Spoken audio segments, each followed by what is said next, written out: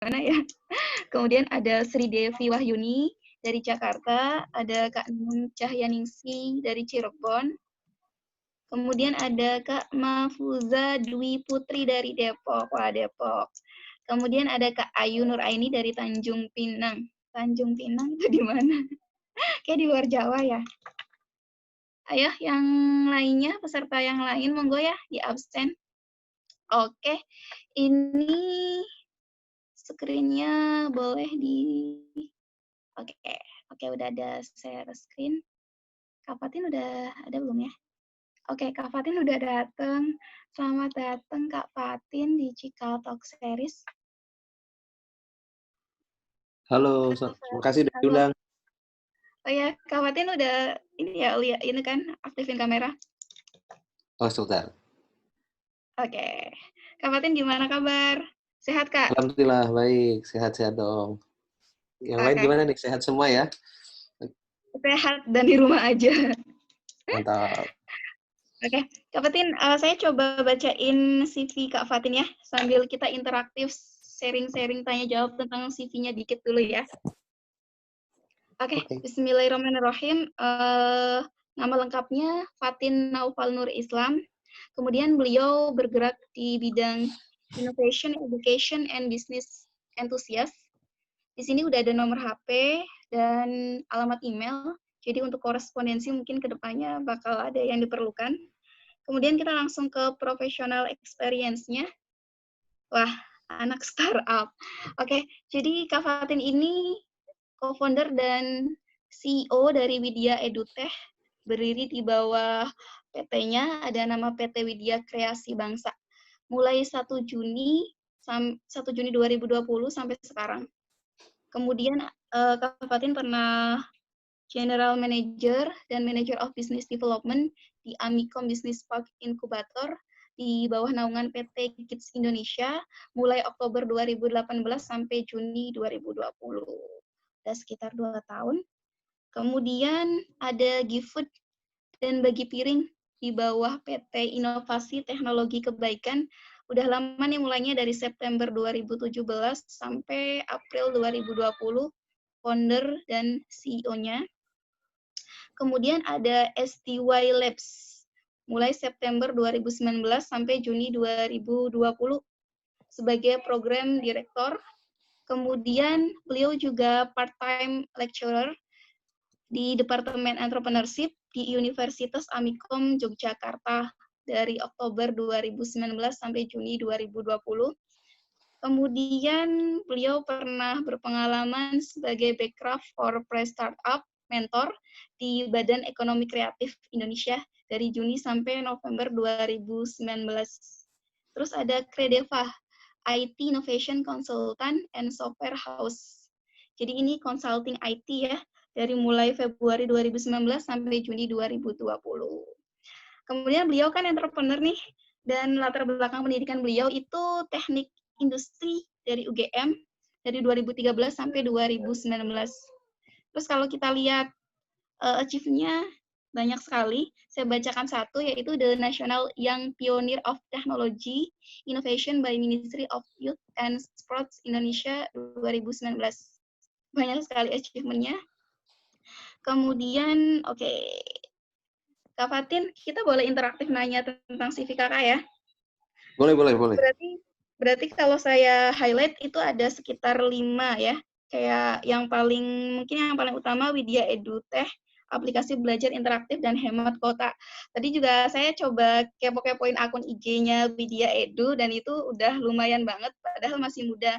Itu tuh sekalian promosi nih Kak, boleh cerita dikit nggak tentang Widya Edu itu berkembangnya gimana? Maksudnya kita kan taunya pesaing tuh ada tuh yang edutech kayak gitu. Nah, kalau Widya Edu itu sebenarnya apa Kak yang paling dijadikan jargon atau yang ditonjolkan? Ya, makasih banyak loh dapat kesempatan promosi ini. Betul ya, selamat malam teman-teman ya. Ini mohon maaf sedikit promo di awal biasa ya. Kalau ada acara TV kan biasanya memang ada iklan dulu di awal ya. Ya, ini iklannya spesial Widya Edu iklannya nih. Nah, ini kalau memang kita bandingin sekarang banyak banget sih memang edutech ya atau education technology startup ya. Ada ya teman-teman tahu lah nama-nama yang terkenal itu yang sampai berapa kali nongol di TV ya.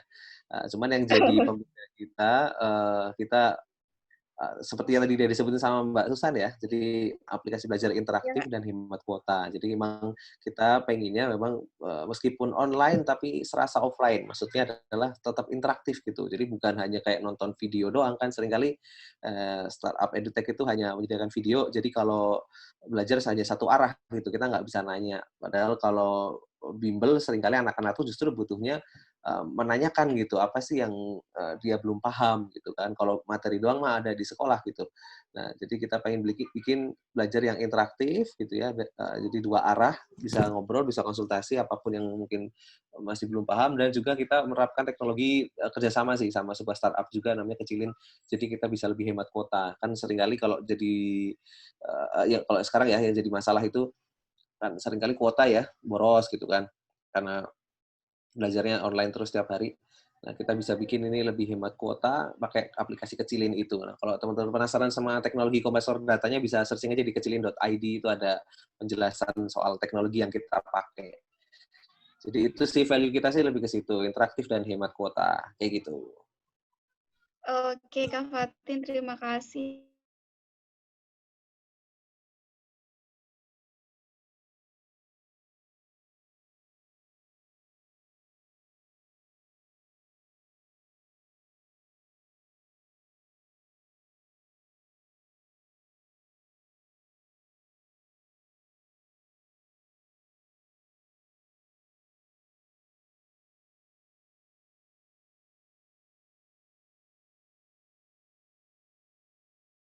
Gitu. Oke, itu berarti kalau kepo tinggal buka akun IG-nya aja ya, Kak, ya? Mhm. Terus lanjut ke SDY Labs. Sebenarnya saya udah tadi kepo-kepo, Kak, tentang SDY Labs, cuman saya sendiri nggak tahu, belum dapet ini, Kak. SDY Labs tuh sebenarnya, bergeraknya di bidang bagaimana, Kak Fatin? Hmm. Websitenya nggak tahu masih bisa dibuka nggak ya sdwalabs.org. Takutnya domainnya udah habis. Jadi kebetulan memang kurang lebih setahun kemarin itu saya ngurusin sebuah innovation hub ya mungkin ini ya, sebuah pusat inovasi yang dinamain SDW Labs yang memang kita arahnya pengen bikin Indonesia ini mandiri secara teknologi. Jadi nggak melulu kita jadi pasar, tapi kita jadi kreator juga nih, bangsa kreator gitu.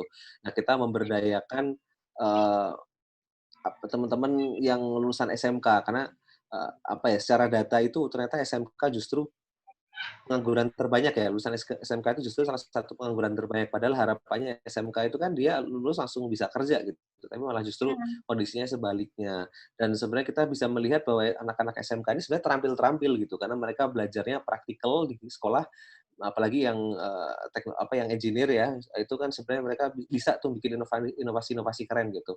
Jadi itu yang kita coba berdayakan ya, kita coba lakukan di situ, kita ngembangin lulusan SMK, bahkan anak-anak SMK, kita kasih beasiswa untuk dibina selama di Jogja selama kurang lebih setahun.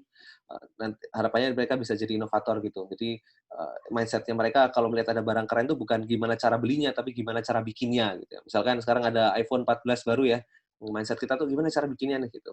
Itu yang dilakukan juga sama China sebenarnya kan. Jadi kenapa China sekarang bisa begitu pesat dan menyaingi Amerika kan juga karena mindset itu, bangsa kreator lah. Itu yang kita harapkan sih dari SDW Labs ini kayak gitu. oke. Terus Deva nih, Kak, itu IT Hmm, consultant ya, Kak? Berarti itu betul. consulting tapi di IT juga ya? Jadi memang kita bantu pihak-pihak yang membutuhkan apa ya, sentuhan teknologi ya. Apalagi gara-gara pandemi sebenarnya kan transformasi digital jadi semakin dibutuhkan ya. Mau nggak mau semua harus bisa menerapkan teknologi digital, online dan sebagainya kan. Ya sekarang banyak pemerintahan, perusahaan-perusahaan termasuk BUMN tuh harus catch up dengan kondisi yang ada. Makanya kita bantu. Nah, kalau sebelum corona juga sebenarnya juga sudah banyak nih company-company atau pemerintahan yang concern juga karena mau nggak mau kalau memang kita nggak ngikutin perkembangan teknologi kan jadi tertinggal ya, jadi nggak bisa memenuhi kebutuhan masyarakat yang ada sekarang. Jadi kita membantu untuk ke situ. Kita menjadi konsultan mereka dan kita bantu bikinkan teknologinya untuk mereka. Begitu sih. Jadi ya contoh ada pemerintah butuh layanan apa birokrasi yang transparan dengan teknologi gitu, biar masyarakat bisa lihat, ya itu kita bantu bikin. Ada perusahaan yang sebelumnya konvensional terus pengen bisa bersaing, kita bikinkan teknologi digitalnya untuk membantu mereka, UMKM juga sama, kayak gitu sih. Oke. Wah, banyak sekali ya Kak Fatin. Sebenarnya saya sendiri tuh penasaran, biasanya kan laki-laki tuh cenderung fokus ke satu bidang. Kak Fatin kan banyak banget nih yang dibawahin atau yang dikerjakan. Nah, kebetulan kan sesuai dengan tema kita yaitu mengasah diri dengan jiwa entrepreneur. Menumbuhkan jiwa-jiwa entrepreneur tuh mungkin agak challenge kayak gitu. Jadi diharapkan teman-teman juga di sini kita balik lagi ke tujuan awal diadakannya Cikotak hari ini ya. Jadi gimana caranya kita tertrigger untuk menjadi entrepreneur kayak gitu. Nah Kak Fatin, kita langsung aja ke materi ya. Boleh Kakak share screen untuk Oke, materinya Kak Fatin? siap, siap. Saya share screen ya. Iya Kak.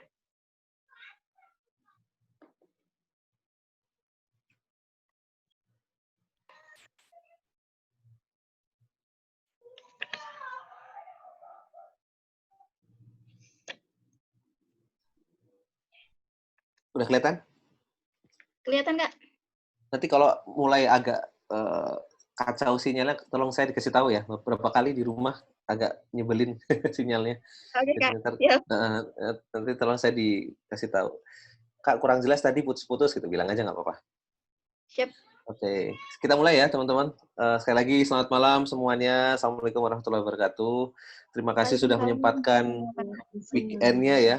Biasanya malamingan kita main-main, itu akan ke mall, nongkrong sama teman. Ini malah belajar ya, luar biasa lah. Saya sebelumnya appreciate ke teman-teman yang sudah memilih untuk berbeda gitu ya dengan yang lainnya untuk bisa berkembang gitu dengan belajar. Ya, semoga malam ini tetap kita bisa manfaatkan dengan hal yang positif ya. Semoga bermanfaat apa yang saya sampaikan. Jadi sesuai tema tentang membangun entrepreneurship ya, membangun jiwa kewirausahaan, saya coba lebih mengkerucut di sisi inovatifnya ya, dan bagaimana pentingnya entrepreneurship untuk Indonesia kayak gitu. Oke, kita next. Jadi ini mungkin sedikit profil tadi sudah disampaikan sama Mbak Susan ya. Kayaknya sudah nggak perlu diulang lagi, tapi mungkin kalau boleh saya request, karena meskipun nama saya Fatin Naufal Nur Islam, dan nama depannya Fatin, panggil saja Naufal ya. Kalau dipanggil Fatin, soalnya berapa kali orang mengiranya perempuan gitu.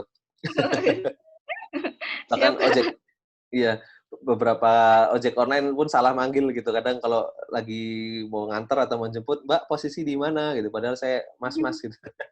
Dikiranya Fatin yang cewek kan, jadi ya sudah. Makanya Instagram saya Naufal Fatin itu biar memancing orang manggil Naufal dulu sebenarnya. Oh, Kayak gitu sih. seperti itu.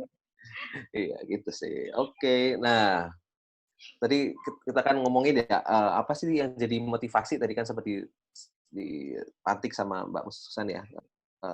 Apa sih yang membuat saya akhirnya mau terjun di bidang entrepreneurship gitu. Sebenarnya awalnya karena ini, teman-teman. Kalau kita lihat soal Indonesia, apa yang dibayangkan teman-teman? Banyak kekayaan alam gitu ya, banyak hal yang kita miliki lah ya, dari rempah-rempah, pulau, banyak banget lah. Netizennya juga luar biasa sekali ya. Wah, kalau kita ada polling online tuh mesti Indonesia menangan itu. Menggebrak dunia maya lah kalau Indonesia di tingkat di online itu. Jadi itu bukti bahwa kekuatan Indonesia luar biasa, kita sangat kaya akan berbagai hal, tetapi sayangnya masih ada banyak PR nih. Kita kaya tapi tidak sepenuhnya kita menikmati kekayaan itu ya. Masih banyak masalah seperti kesenjangan ekonomi, kesenjangan sosial, pendidikan, korupsi dan sebagainya. Jadi banyak banget nih yang masih jadi PR buat kita. Terlebih gara-gara COVID, wah ini menimbulkan masalah yang tidak hanya kesehatan tapi juga meranah kemana-mana ya, merambah kemana-mana, contoh ke ekonomi, ke sosial politik dan sebagainya. Bahkan kemarin sempat jadi perdebatan ya di para pejabat gitu, mau menyelamatkan ekonomi atau manusia gitu ya. Ini begitu kompleksnya lah masalah COVID ini, yang ternyata berdampak kemana-mana. Masalah makin kompleks di Indonesia. Nah, dari semua masalah tadi sebenarnya inovasi ini menjadi solusi gitu ya. Inovasi ini sebenarnya menjadi kunci untuk menyelesaikan berbagai masalah yang ada. Tapi sayangnya, sebelum ke situ, dan melihat masalah itu, kalau mindset-nya entrepreneurship itu melihatnya sebagai peluang gitu sebenarnya. Jadi ini sebenarnya peluang untuk kita melakukan sesuatu gitu ya. Kalau kita mindset-nya entrepreneur itu harusnya begini nih, justru melihat masalah ini satu hal yang memantik semangat kita gitu untuk melakukan sesuatu gitu. Nah, tapi sayangnya memang secara Global Innovation Index Indonesia ini masih tergolong rendah ya. Kita ranking 85 dari 120-an, 129 kalau nggak salah. Di tahun 2019 ya ini ya. Dan kalau di tingkat ASEAN kita di bawah Thailand, di bawah Vietnam, di bawah Malaysia, Singapura, bahkan Brunei itu kalau teman-teman lihat. Jadi kita ranking 7 di antara berapa? Sekarang ASEAN itu 10 atau 11 ya. ranking 7 lah di bawah gitu ya, di antara negara-negara lain di ASEAN. Global Entrepreneurship Index kita juga rendah ya, kurang lebih hampir sama rankingnya dengan Global Innovation Index Indonesia, dunia gitu. Jadi kita masih tergolong rendah nih dari sisi inovasi dan sisi entrepreneurship kayak gitu. Kita tergolong sebagai least innovative countries nih, negara yang kurang inovatif lah kalau secara data ya. Ini menjadi PR bersama nih. Padahal kalau kita menjadi negara yang maju, jadi negara yang bisa nyelesain berbagai masalahnya, ya kita harus bisa terus berinovasi gitu. Kan kita habis merayakan kemerdekaan ya, harusnya ini jadi pemantik nih. Kita kalau menjadi negara yang maju, seperti jargon pemerintah sekarang Indonesia maju gitu ya, kita harus banyak berinovasi. Melihat perkembangan zaman yang ada juga ternyata secepat itu ya. Inovasi berjalan secepat itu, teknologi berkembang secepat itu, bahkan bisa jadi lebih cepat dibandingkan kita bayangkan. COVID-19 membuat perkembangan teknologi juga makin cepat karena orang jadi lebih cepat beradaptasi dengan teknologi digital ya. Sekarang orang-orang tua ya, generasi di atas kita, bapak ibu kita tuh mulai terbiasa dengan Zoom, mulai terbiasa dengan WhatsApp gitu ya.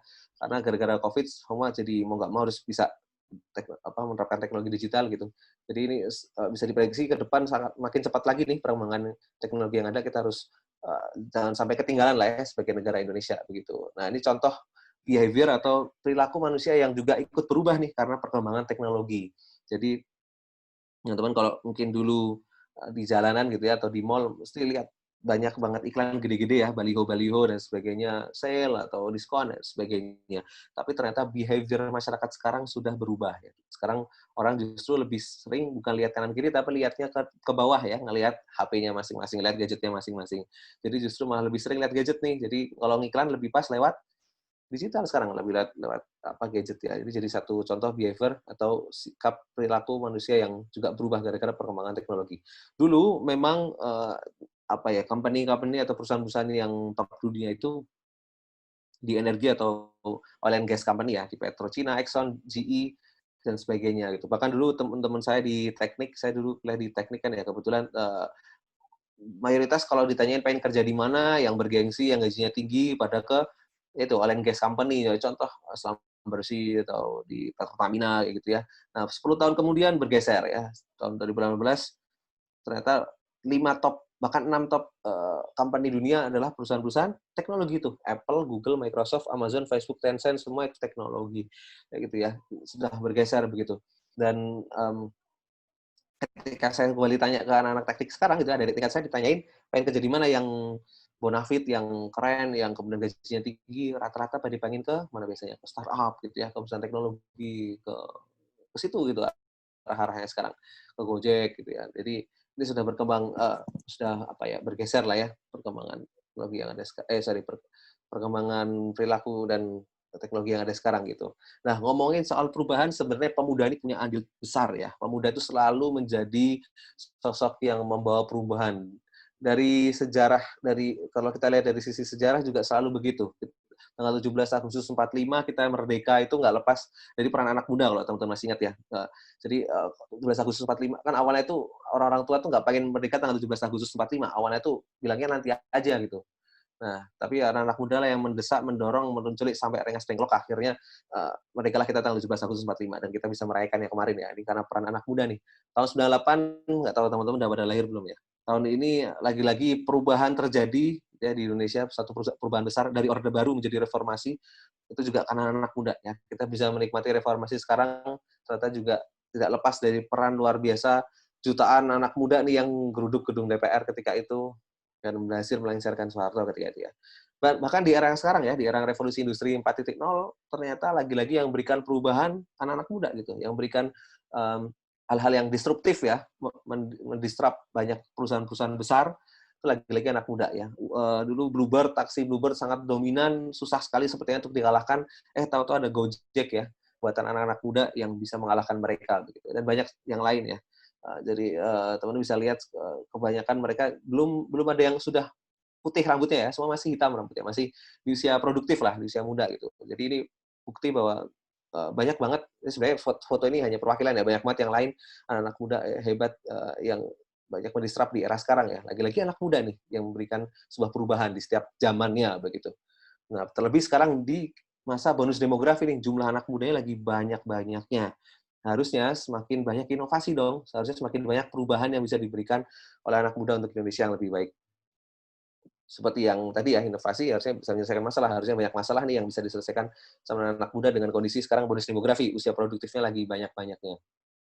Nah, ada kabar baik sebenarnya ya, bahwa ternyata kita nggak selemah itu, karena buktinya justru startup ya, kalau kita lihat dari sisi startup, startup di Indonesia berkembang sangat pesat, bahkan mayoritas startup unicorn ya, yang labelnya unicorn ya, di balik semua kontroversi yang ada, tapi ini satu hal yang positif ya, kita terbanyak di tingkat Asia Tenggara gitu. Jadi kita sangat dinotis, sangat diperhatikan sekali karena perkembangan startup-nya yang berarti juga perkembangan inovasinya cepat gitu ya. Kita bisa bisa jadi nih menjadi negara yang kuat. Nah, ngomongin soal inovasi gitu ya, tadi banyak startup-startup besar ini dia awalnya dari menyelesaikan masalah ya, sesuai yang jargon di awal ya. Nah, terbukti ya inovasi-inovasi ini yang dibikin sama anak-anak muda Indonesia berhasil memberikan banyak inovasi dan banyak memberikan solusi bagi setiap masalah yang ada ya. Contoh sekarang gara-gara pandemi kita nggak bisa kemana-mana, kita bisa pesan lewat Gojek gitu ya, bayar pakai GoPay, bisa jualan dan bisa jual beli lewat Tokped, lewat sama nih, ini ada beberapa inovasi yang juga nyelesain masalah nih. Nah, kira-kira masalah apa itu? Ujung kiri atas apa itu kira-kira? Itu ini ya, colokan ya. Kebutuhan primer anak zaman sekarang ya. Sandang, pangan, colokan ya. Nah, colokan ini mungkin sering jadi masalah ketika adaptornya gede gitu ya, kegedean, egois gitu, nutupin yang lain. Waduh, repot banget kan. Nah, akhirnya dipikirlah colokan atau steker ini yang fleksibel gitu. Jadi bisa diotak-atik ya, yang kiri atas ya. Bisa diotak-atik jadinya bisa saling menyesuaikan. Solutif? Solutif ya. Inovasi juga nih berarti bisa nyelesain masalah. Bawahnya apa tuh kira-kira? Itu packaging ya, yang warna putih itu. Sorry agak blur dikit. Itu packaging yang sebenarnya menarik banget tuh karena dia bisa membawa banyak packaging dengan mudah ya. Kalau mungkin dulu orang bawa banyak makanan repot ya. Harus pakai rafia, harus pakai tas kresek, wah nimbulin sampah lagi dong. Nah, ini dibikin konsep kayak rantang. Jadi setiap packaging-nya bisa disambung-sambungin tuh pakai penghubung, jadi lebih efisien dan lebih mudah dibawa. Menarik ya, solutif juga nih. Jadi sebuah inovasi. Ya, kanannya apa itu? Itu jemuran ya. Jadi kalau teman-teman lihat di situ jemurannya apa itu yang jadi pembeda? Masalah apa itu? Masalahnya seringkali kalau jemur pas lagi terik matahari, oke kering, tapi tahu-tahu hujan di tengah jalan repot ya. Nah, dibikinlah sebuah jemuran yang ada pelindungnya tuh. Nah, ada pelindung transparan kayak plastik ya. Jadi kalau pas terik matahari tetap kering, tapi kalau misalkan hujan nggak kebasahan. Bahkan bisa dibungkus nih jadi portable, menarik ya. Solutif juga nih, sebuah inovasi juga ternyata yang nyelesain masalah. Nah, atasnya apa itu? Atasnya itu smartphone ya. Ya, teman-teman juga sekarang nggak bisa lepas dari smartphone. Banyak banget ini membantu kehidupan kita sekarang ini. Jadi ini contoh-contoh inovasi-inovasi yang nyelesain masalah. Value-nya bener nih. Yaitu bikin satu hal yang menyelesaikan masalah. Nah, ternyata tapi inovasi tidak melulu harus produk kok, teman-teman. Dalam bentuk sistem, gitu, itu juga bisa. Contoh ini nih,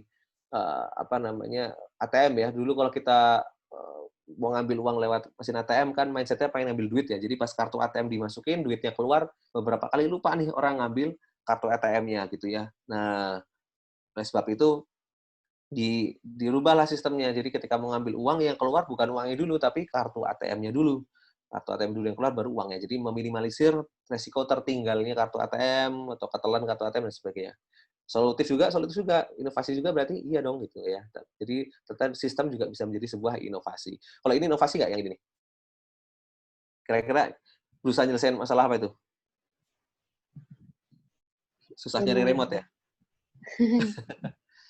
Ya, ini menarik banget ya. Mungkin seringkali kita pas lagi butuh remote nggak tahu kemana gitu ya, tapi pas nggak dicari ada aja remote-nya gitu. Jadi mungkin biar nggak susah ngambilnya gitu ya, nggak gampang hilang, maka remote-nya ditaruh di kepala kayak gitu tuh. Alatnya jadi lucu banget ya.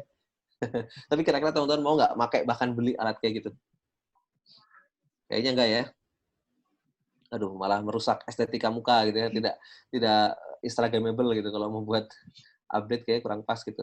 Nah, jadi niatnya sebenarnya bagus nih pengen nyelesain masalah tapi justru malah menimbulkan masalah baru ya.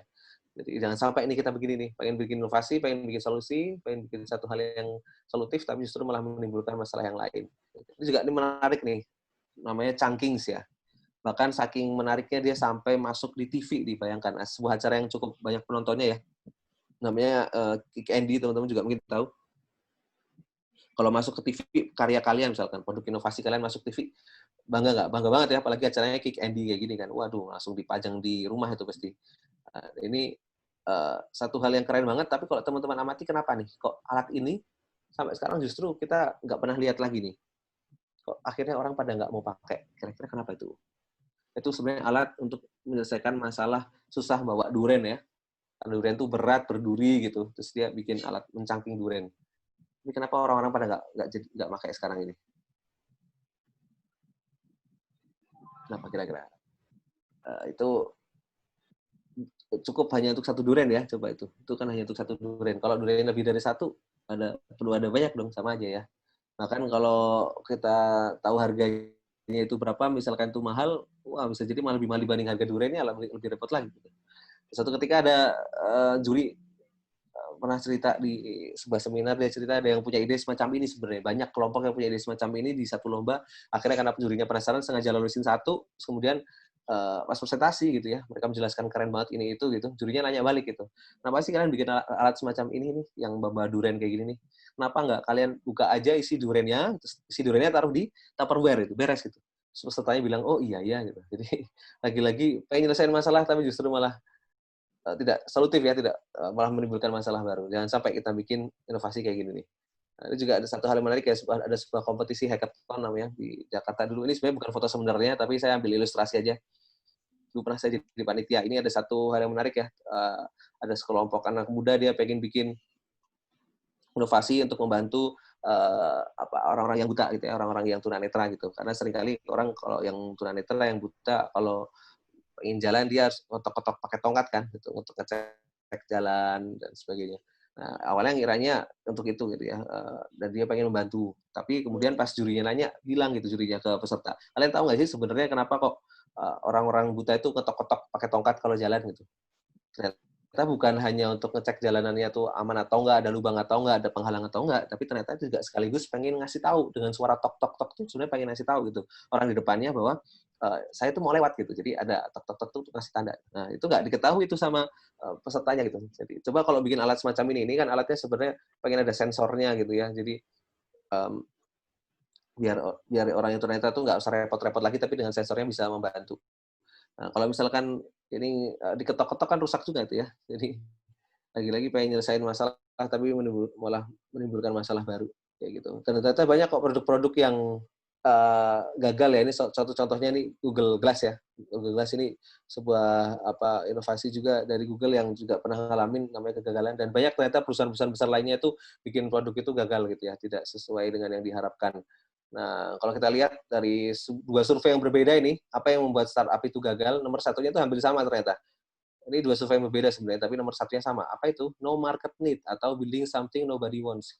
Kita bikin satu yang tidak dibutuhkan oleh market, tidak dibutuhkan oleh orang-orang, itu yang menyebabkan startup kita atau bisnis kita atau inovasi kita itu gagal gitu.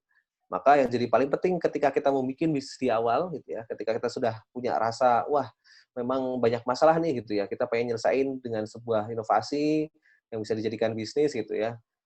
Itu jangan sampai ini kita miss terhadap ini ya. Kita harus memahami betul nih, apa sih sebenarnya yang dibutuhkan. Jangan sampai kita hanya berasumsi, jatuhnya tadi menimbulkan masalah baru. Ada sebuah analogi nih, ada sebuah masalah yaitu orang nggak bisa pindah dari A ke B. Maka kebutuhan dia apa? Dia pengen pindah dari A ke B gitu ya. Nah, maka solusinya apa gitu ya? Beberapa anak muda dia dengan semangat yang tinggi dia ngerasa aku bisa nih bikin solusi, bikin inovasi, yaitu bikin kapal gitu. Nah, dengan kapal ini kamu bisa pindah dari A ke B, bahkan nyaman sekali, ada hiburannya, ada taman ada kolam renangnya, ada macam-macam lah, nyaman sekali gitu. Nah, ada sekelompok anak muda yang lain nggak mau kalah tuh, dia akhirnya bisa bikin pesawat itu. Saya bisa bikin yang lebih keren dari itu gitu. Tetap bisa nyaman pindah dari A ke B, bahkan lebih cepat gitu dibanding produk yang pertama. Padahal kalau kita cek lagi kepada usernya, pada customer-nya, pasti yang sebenarnya mereka butuhkan hanya sebatas jembatan ternyata gitu. Jadi sering kali anak-anak muda kayak gini nih, dia bikin satu bisnis, satu inovasi yang daki-daki banget istilahnya ya, yang sangat sophisticated ya, sangat macam-macam, pakai apalah, pakai itulah. Padahal sebenarnya yang customer butuhkan hanya sebatas apa gitu. Kayak gitu ya. Nah, seringkali kan begitu ya. Jadi customer jelasinnya apa, kita desainnya seperti apa, ya sebenarnya yang dibutuhkan customer apa. Jadi bisa jadi yang customer atau calon customer kita sampaikan itu hanya keinginan bukan kebutuhan. Maka kita harus jeli nih, kita harus bikin satu hal yang benar-benar sesuai dengan yang mereka butuhkan. Kalau kita bikin produk sesuai yang mereka butuhkan, mau berapapun yang dikasih harganya, kalau emang itu beneran butuh banget, itu pasti orang mau beli kok, kayak gitu ya. Ada satu metode yang juga bisa digunakan untuk bikin satu produk, satu bisnis, satu inovasi, biar tepat sasaran, biar sesuai dengan kebutuhan user, yaitu dengan design thinking. Tapi kapan-kapan aja kayaknya. Ini sebuah konsep yang mungkin di sesi yang lain ya, kita jelaskan lebih detail. Tapi intinya ada 5 tahap ini yang menarik nih, ada empathize, define, ideate, prototype ya. Empathize, empati ya, dari kata empati. Kalau misalkan kita berempati sama korban bencana, maksudnya berarti gimana? Berarti kita mencoba merasakan apa yang mereka rasakan gitu kan. Wah, aku ikut berduka gitu kan. Itu berarti kan dia berusaha merasakan apa yang orang lain rasakan. Sama di tahap ini empathize, kita memahami apa yang dibutuhkan, apa yang dirasakan oleh customer kita. Kemudian kita mendefinisikan masalah apa yang mereka rasakan gitu kan. Kita kemudian bikin idenya dari masalah itu. Oh, ini solusinya ini gitu. Kemudian kita bikin prototipenya, bikin versi sederhananya, kemudian kita tes gitu. Dan sudah sesuai belum dengan apa yang dibutuhkan oleh customer kita kayak gitu ya. Nah, dalam bikin ide, jadi kan kita sudah membahas soal gimana kita memahami kebutuhan customer ya, user needs ya, memahami itu, jadi biar nggak salah bikin gitu. Dan kita sudah tahu masalahnya apa yang mereka butuhkan, kita bikin idenya. Nah, contoh nih, kalau kita bikin ide, kalau masalahnya hujan, seringkali idenya apa? Payung ya, yang muncul di kepala kita ya. Kalau masalahnya ini, idenya payung gitu. Nah, padahal sebenarnya banyak loh solusi-solusi lain gitu. Kenapa selalu solusinya payung? Gimana kalau masalahnya hujan, solusinya kenapa nggak nyebut pakai mantol gitu? Atau kenapa nggak berteduh aja gitu ya di bawah atap gitu? Atau bikin rumah ya, saking jadi sultannya. Jadi kalau hujan saatnya bikin rumah, misalkan ya. Atau kenapa nggak bilang bikin baju yang kedap air gitu ya, pakai nanoteknologi. Kenapa nggak bilang itu gitu? Kenapa nggak mikir itu gitu? Bahkan sebenarnya banyak nih jenis-jenis payung yang lain ya. Ada yang cuma kelihatan matanya doang gitu ya, ada yang bentuknya kayak piring terbang gitu. Kenapa nggak kepikiran ide-ide yang seperti ini gitu, yang out of the box seperti ini. Bahkan mungkin saking sayangnya sama motor, bisa jadi motornya semua dipayungin gitu ya. Jadi kenapa nggak berpikir ide-ide yang gila seperti ini, yang kira-kira tetap solutif tapi berbeda dengan yang lain. Contoh nih, zaman dulu sebelum ada kendaraan mesin seperti sekarang ya, kendaraan massal itu ya kereta kuda semacam ini. Ini sebuah kisah yang mungkin teman-teman juga pernah dengar ya, siapa tahu. Nah, dulu itu ketika orang-orang ditanyain, apa inovasi yang bisa kita berikan untuk alat transportasi kita? Apa yang bisa kita improve, bisa kita kembangkan dari alat transportasi kita? Jawaban mereka apa ketika ditanya seperti itu? Selalu mengatakan yang berkaitan dengan kudanya. Jadi kayak, kuda yang lebih kuat itu. Oke, kalau kita mau improve kendaraan massal kita, ya kita perlu kuda yang lebih banyak, kuda yang lebih tangguh, kuda yang lebih cepat gitu. Selalu ngomongin kudanya mulu. Padahal sebenarnya ada hal yang lain nih gitu. Ada orang yang berpikir berbeda gitu ya, dan akhirnya dia bisa bikin mobil ya, mengganti kuda ya, faster than a horse gitu. Inilah sejarahnya Ford ya, mungkin teman-teman udah pernah dengar. Jadi Ford ini berpikir yang berbeda gitu ya. Jadi bikin ya udah kenapa nggak bikin mesinnya gitu. Ini kalau kita nggak kalau dulu nggak ada orang berpikir out of the box seperti ini, ya mungkin kita nggak menikmati mobil seperti sekarang ya. Jadi contoh nih, kita berpikir kreatif mungkin. Ada satu tools ini untuk melatih kreativitas kita, namanya Scamper ya. Mungkin teman-teman ada yang pernah dengar juga. Scamper ini sebenarnya singkatan dari SCAMPER ya. S-nya substitute, C-nya combine, A-nya adapt, M-nya modify, P-nya put to another use, E-nya eliminate, R-nya reverse ya. Ini sebuah singkatan sebenarnya. 7 hal ini bisa membantu kita untuk berpikir kreatif nih. Sangat berguna untuk kita untuk bisa beride ya. Apalagi untuk bisnis ya, untuk membuat ide bisnis bisa pakai Scamper ini juga nih untuk berpikir out of the box. Contoh di substitute ya, atau substitusi, mengganti. Contoh misalkan nasi yang ada sekarang tuh nasi putih, itu mungkin secara kalori misalkan kurang baik gitu, misalkan ya. Dan bikinlah satu substitusinya yaitu nasi merah gitu. Atau biasanya jam itu jam pakai metal, bikin jam kayu. Ternyata juga menarik tuh, ternyata banyak yang suka misalkan. Itu contoh mensubstitusi. Combine juga bisa, contoh nih. Menggabungkan dari kata combine kan kelihatan ya, menggabungkan ya. Rujak sama cireng, jadi rujak cireng. Sesimpel itu ya. Jadi atau misalkan jemuran tambah payung jadi alatnya kayak tadi tuh. Jadi jemuran yang tetap bisa bikin kering kalau misalkan terik matahari, tapi tetap bisa kering kalau misalkan hujan, itu kan mengcombine. Atau apalagi contohnya mengcombine TV dengan HP jadi smartphone. Atau macam-macam lah ya, kita bisa mengcombine banyak hal itu. Ini salah satu cara juga nih untuk bisa berpikir kreatif. Mengcombine 2 hal yang berbeda yang kira-kira bisa menambah added value ya. Atau adapt juga bisa ya, mengadaptasi. Contoh ini sepatu ya, unik banget. Sepatunya diadaptasi dari bentuk pisang gitu, atau pesawat capung ya, mengadaptasi dari hewan capung kayak gitu. Jadi ide kreatif ini muncul ketika dia mengadaptasi satu hal. Gitu. Modify juga bisa ya, modifikasi contoh yang tadi colokan fleksibel tadi ya, dimodif, dibikin fleksibel, terus bakso dibikin bentuknya cinta hati gitu ya. Bisa juga kita bikin odading hati gitu, siapa tahu atau apalah gitu ya. Dimodifikasi gitu.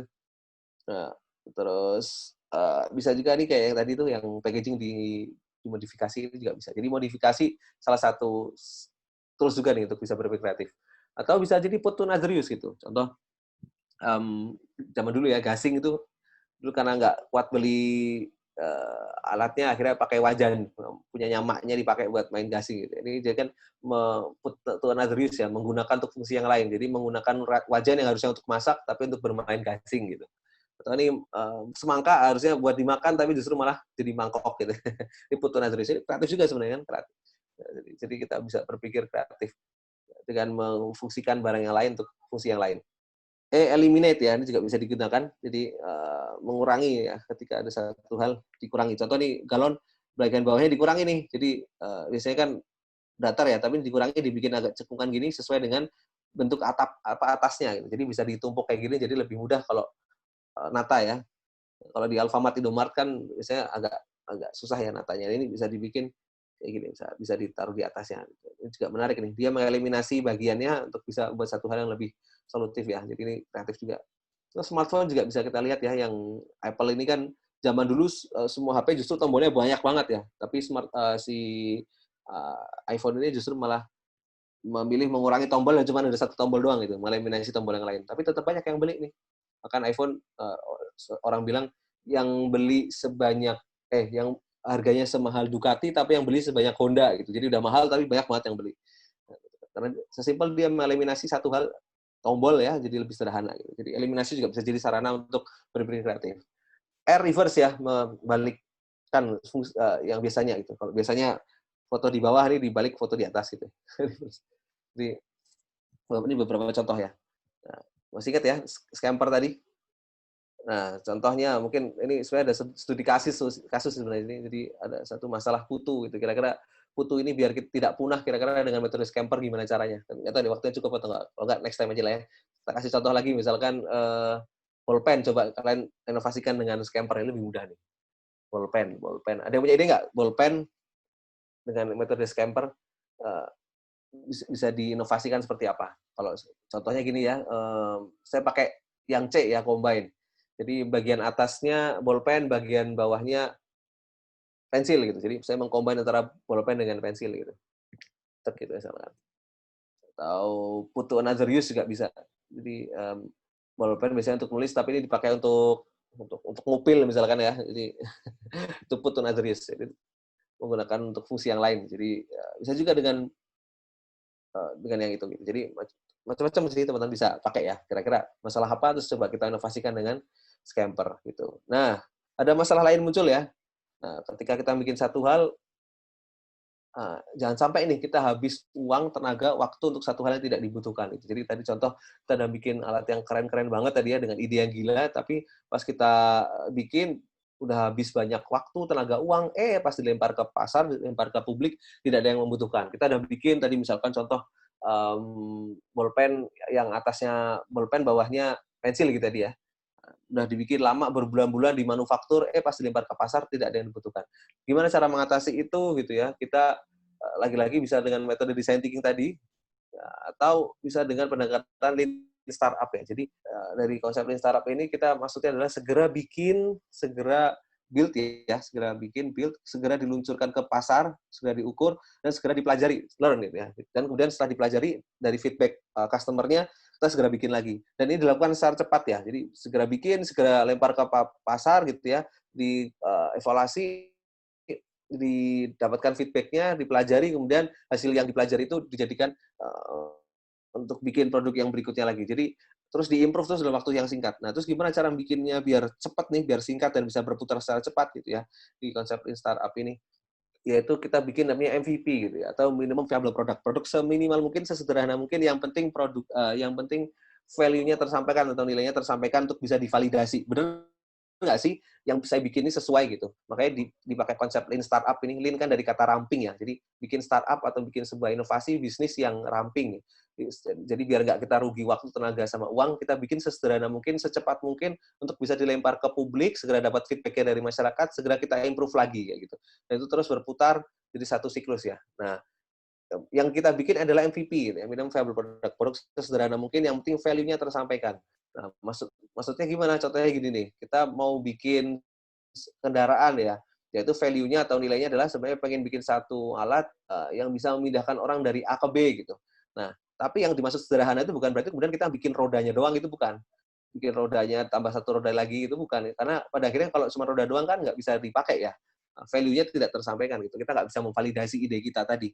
Nah, maka maksudnya dari MVP ini adalah bikin satu hal yang sederhana yang tapi tetap bisa memvalidasi ide kita gitu, memvalidasi value atau nilai kita. Contoh kalau mau bikin alat transportasi yang bisa memindahkan dari A ke B, kita bikin papan yang ada rodanya yang bisa dipakai untuk jalan pindah dari A ke B. Oh, kita evaluasi kira-kira kurang apa, dikembangin terus sesuai konsep startup tadi ya. Bikin, segera measure, segera kasih ke pasar, segera dapat feedback-nya, pelajari, bikin lagi, dikembangkan lagi gitu, muter terus jadi satu siklus, iterasi terus. Nah, kita kembangkan terus jadi produk yang mendekati sempurna gitu. Sama dengan bikin rumah, kita bukan berarti kemudian bikin temboknya doang gitu.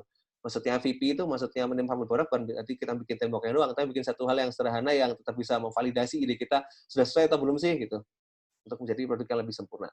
Nah, Gojek pun awalnya juga begitu teman-teman. Jadi awalnya dia nggak langsung bikin aplikasi seperti yang sekarang gitu.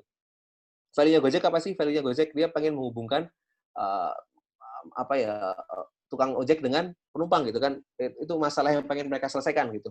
Karena banyak tukang ojek yang susah cari pelanggan gitu kan, banyak penumpang yang juga susah cari ojek yang sesuai dengan keinginan dia gitu ya, tawar-tawaran dan sebagainya lah.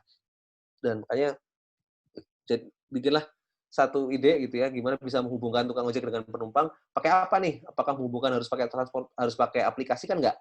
Nah, kemudian dia pikir, apa yang bisa menghubungkan tukang ojek dengan penumpang ya? Oh, kenapa nggak bikin call center aja gitu. Awalnya dia cuma bikin call center nih, kalau teman-teman lihat nih. Telepon kita di 021 bla bla bla gitu. Jadi cukup dia bikin call center semacam ini dengan driver yang mungkin jumlahnya juga nggak banyak, divalidasi, dites, kan sederhana nih, bisa cepat nih. Kalau bikin aplikasi mungkin lama kan, ini bisa lebih cepat divalidasi, ternyata banyak yang butuh gitu. Nah, kemudian dia barulah kemudian bikin aplikasinya. Ya, aplikasinya pun awalnya juga baru GoRide doang ya. GoRide, GoCar gitu. Jadi hanya untuk transportasi doang gitu. Nah, tapi kemudian lagi-lagi dengan konsep Lean Startup tadi, build, measure, learn gitu. Bikin, lempar ke publik, pelajari, kemudian improve gitu ya, hasil dari feedback customer tadi, dia jadi nemu banyak inovasi, dia jadi improve terus tuh. Oh, ternyata masyarakat ketika pakai tukang ojek juga pengen nih bisa nitip barang gitu, bisa nitip makanan dan sebagainya. Oh, ya, akhirnya jadilah fitur-fitur berikutnya. Ada GoFood, ada GoMart, GoSend dan sebagainya. Bahkan sekarang banyak banget fiturnya Go macam-macam ya. Nah, sampai ada GoPay juga, saking banyaknya logo tukang ojek udah nggak relevan lagi karena sudah sangat macam-macam banget, berubah jadi logonya namanya Solve ya. Nah, bahkan sekarang udah jadi menteri ya, luar biasa. Hanya di Indonesia ya, founder startup jadi menteri. Jadi ya ini menarik nih. Jadi Gojek yang besar-besar sekarang pun awalnya dari hal yang sangat sederhana gitu. Dan itu yang harusnya kita lakukan. Karena pada akhirnya produk pertama itu pasti tidak sempurna. Tadi kan sebenarnya kisah suksesnya Gojek ya secara mulusnya. Tapi sebenarnya saya yakin juga beberapa kali mereka mengalami masalah itu.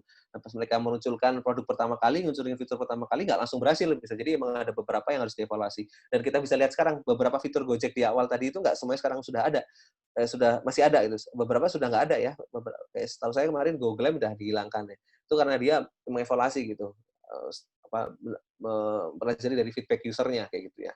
Nah, jadi teman-teman nggak perlu khawatir ketika kita diluncurkan ada masalah-masalah tuh hal yang sangat wajar karena produk yang pertama kali dibikin pasti ada cacatnya, pasti ada yang nggak sempurna kayak gitu. Contoh misalkan kita bikin tulisan gitu ya, mau menulis buku pasti tulisan pertama tuh kurang bagus. Kita mau ujian pertama biasanya memang kurang bagus gitu ya. Karena memang hal yang sangat wajar. Produk pertama itu pasti nggak sempurna gitu ya. Nah, justru kita bisa terus improve ya. Pun kalaupun gagal, bukan terus langsung coba lagi. Jadi bukan try fail gitu terus. Tapi ketika try fail gitu ya, habis coba terus gagal, kita analisis, kita adjust ya, kita sesuaikan, kita pelajari, baru kita coba lagi. Jadi kita bisa improve terus gitu. Nah, lagi-lagi sesuai konsep Lean Startup ini sebenarnya. Jadi kita segera bikin, segera measure, kita ukur, feedback dari masyarakat kita pelajari, dan itu jadi landasan untuk kita bikin lagi, di-improve terus. Dengan begitu kita bisa fail fast, learn faster, kita bisa cepat gagalnya, sehingga kita bisa belajar lebih cepat gitu. Kita bisa tahu salah kita di mana lebih cepat ya, dan lebih efisien gitu. Nggak habis uang tenaga waktu secara percuma gitu. Kalau kita misalkan bikin dulu lama berapa bulan gitu baru diluncurkan dan kita belum validasi itu sudah sesuai atau belum, resikonya makin besar. Coba kalau kita bikin yang sederhana dulu dengan konsep MVP tadi, kita jadi bisa mengurangi resiko kegagalan itu. Nah, dan pada akhirnya memang kita bisa lihat di dunia ini tidak ada yang langsung berhasil. Mark Zuckerberg dia bikin Facebook pun itu adalah proyek kesekian ya. Banyak banget proyek sebelumnya yang gagal gitu ya. Baru akhirnya Facebook bisa ditemukan dan sukses. J.K. Rowling juga mungkin teman-teman tahu ya. 12 kali ditolak sebelum akhirnya Harry Potter bisa booming ya. Jack Ma juga mungkin teman-teman tahu ya, foundernya Alibaba, dia pernah tuh berapa kali ngalamin kegagalan, pernah juga dia daftar di KFC, 24 orang mendaftar, 23 orang diterima, cuma satu yang ditolak yaitu Jack Ma sendiri. Tapi sekarang dia jadi orang yang sangat tajir banget ya, tajir miliarder lah. Jadi semua tidak ada yang langsung berhasil, butuh proses gitu. Dan kalau misalkan kita sudah memvalidasi produk kita, ide bisnis kita, pas hasilnya nggak bagus, terus gimana gitu, nggak masalah. Dan ragu untuk pivot ya istilahnya ya. Dan ragu untuk kemudian mengevaluasi dan menyesuaikan dengan apa yang sebenarnya dibutuhkan oleh customer kita gitu. Contoh Instagram, YouTube, WhatsApp, 3 aplikasi ini, maaf ini mungkin contohnya startup ya, karena saya banyak di startup, jadi ini contohnya di startup. Instagram, YouTube, WhatsApp ini yang mungkin sering kali kita pakai setiap hari, itu juga awalnya nggak langsung berhasil loh. Awalnya itu produknya nggak sesuai yang seperti yang kita harapkan sekarang. Awalnya justru itu dulu nggak sesuai, terus kemudian dievaluasi. Contoh Instagram awalnya gameplay check-in mobile location gitu. Dan karena kebutuhan masyarakat justru bukan ke situ, akhirnya dikembangkan jadilah Instagram seperti sekarang ya. YouTube juga awalnya justru dating app, teman-teman, gila nggak sih? Dating app gitu. Sekarang jadi sharing and publish video app. WhatsApp juga awalnya cuma satu sharing app doang, kemudian ketika di-improve, menyesuaikan apa yang dibutuhkan market, jadilah WhatsApp yang sekarang yang banyak digunakan.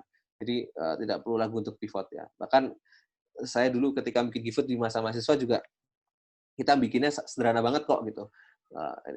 Apa sih yang pengen dilakukan? Kita pengen mengurangi ini ya, makanan berlebih yang terbuang, karena secara data ternyata Indonesia terbanyak nomor 2 sedunia sebagai pembuang makanan. Padahal banyak banget orang yang masih kelaparan di Indonesia gitu.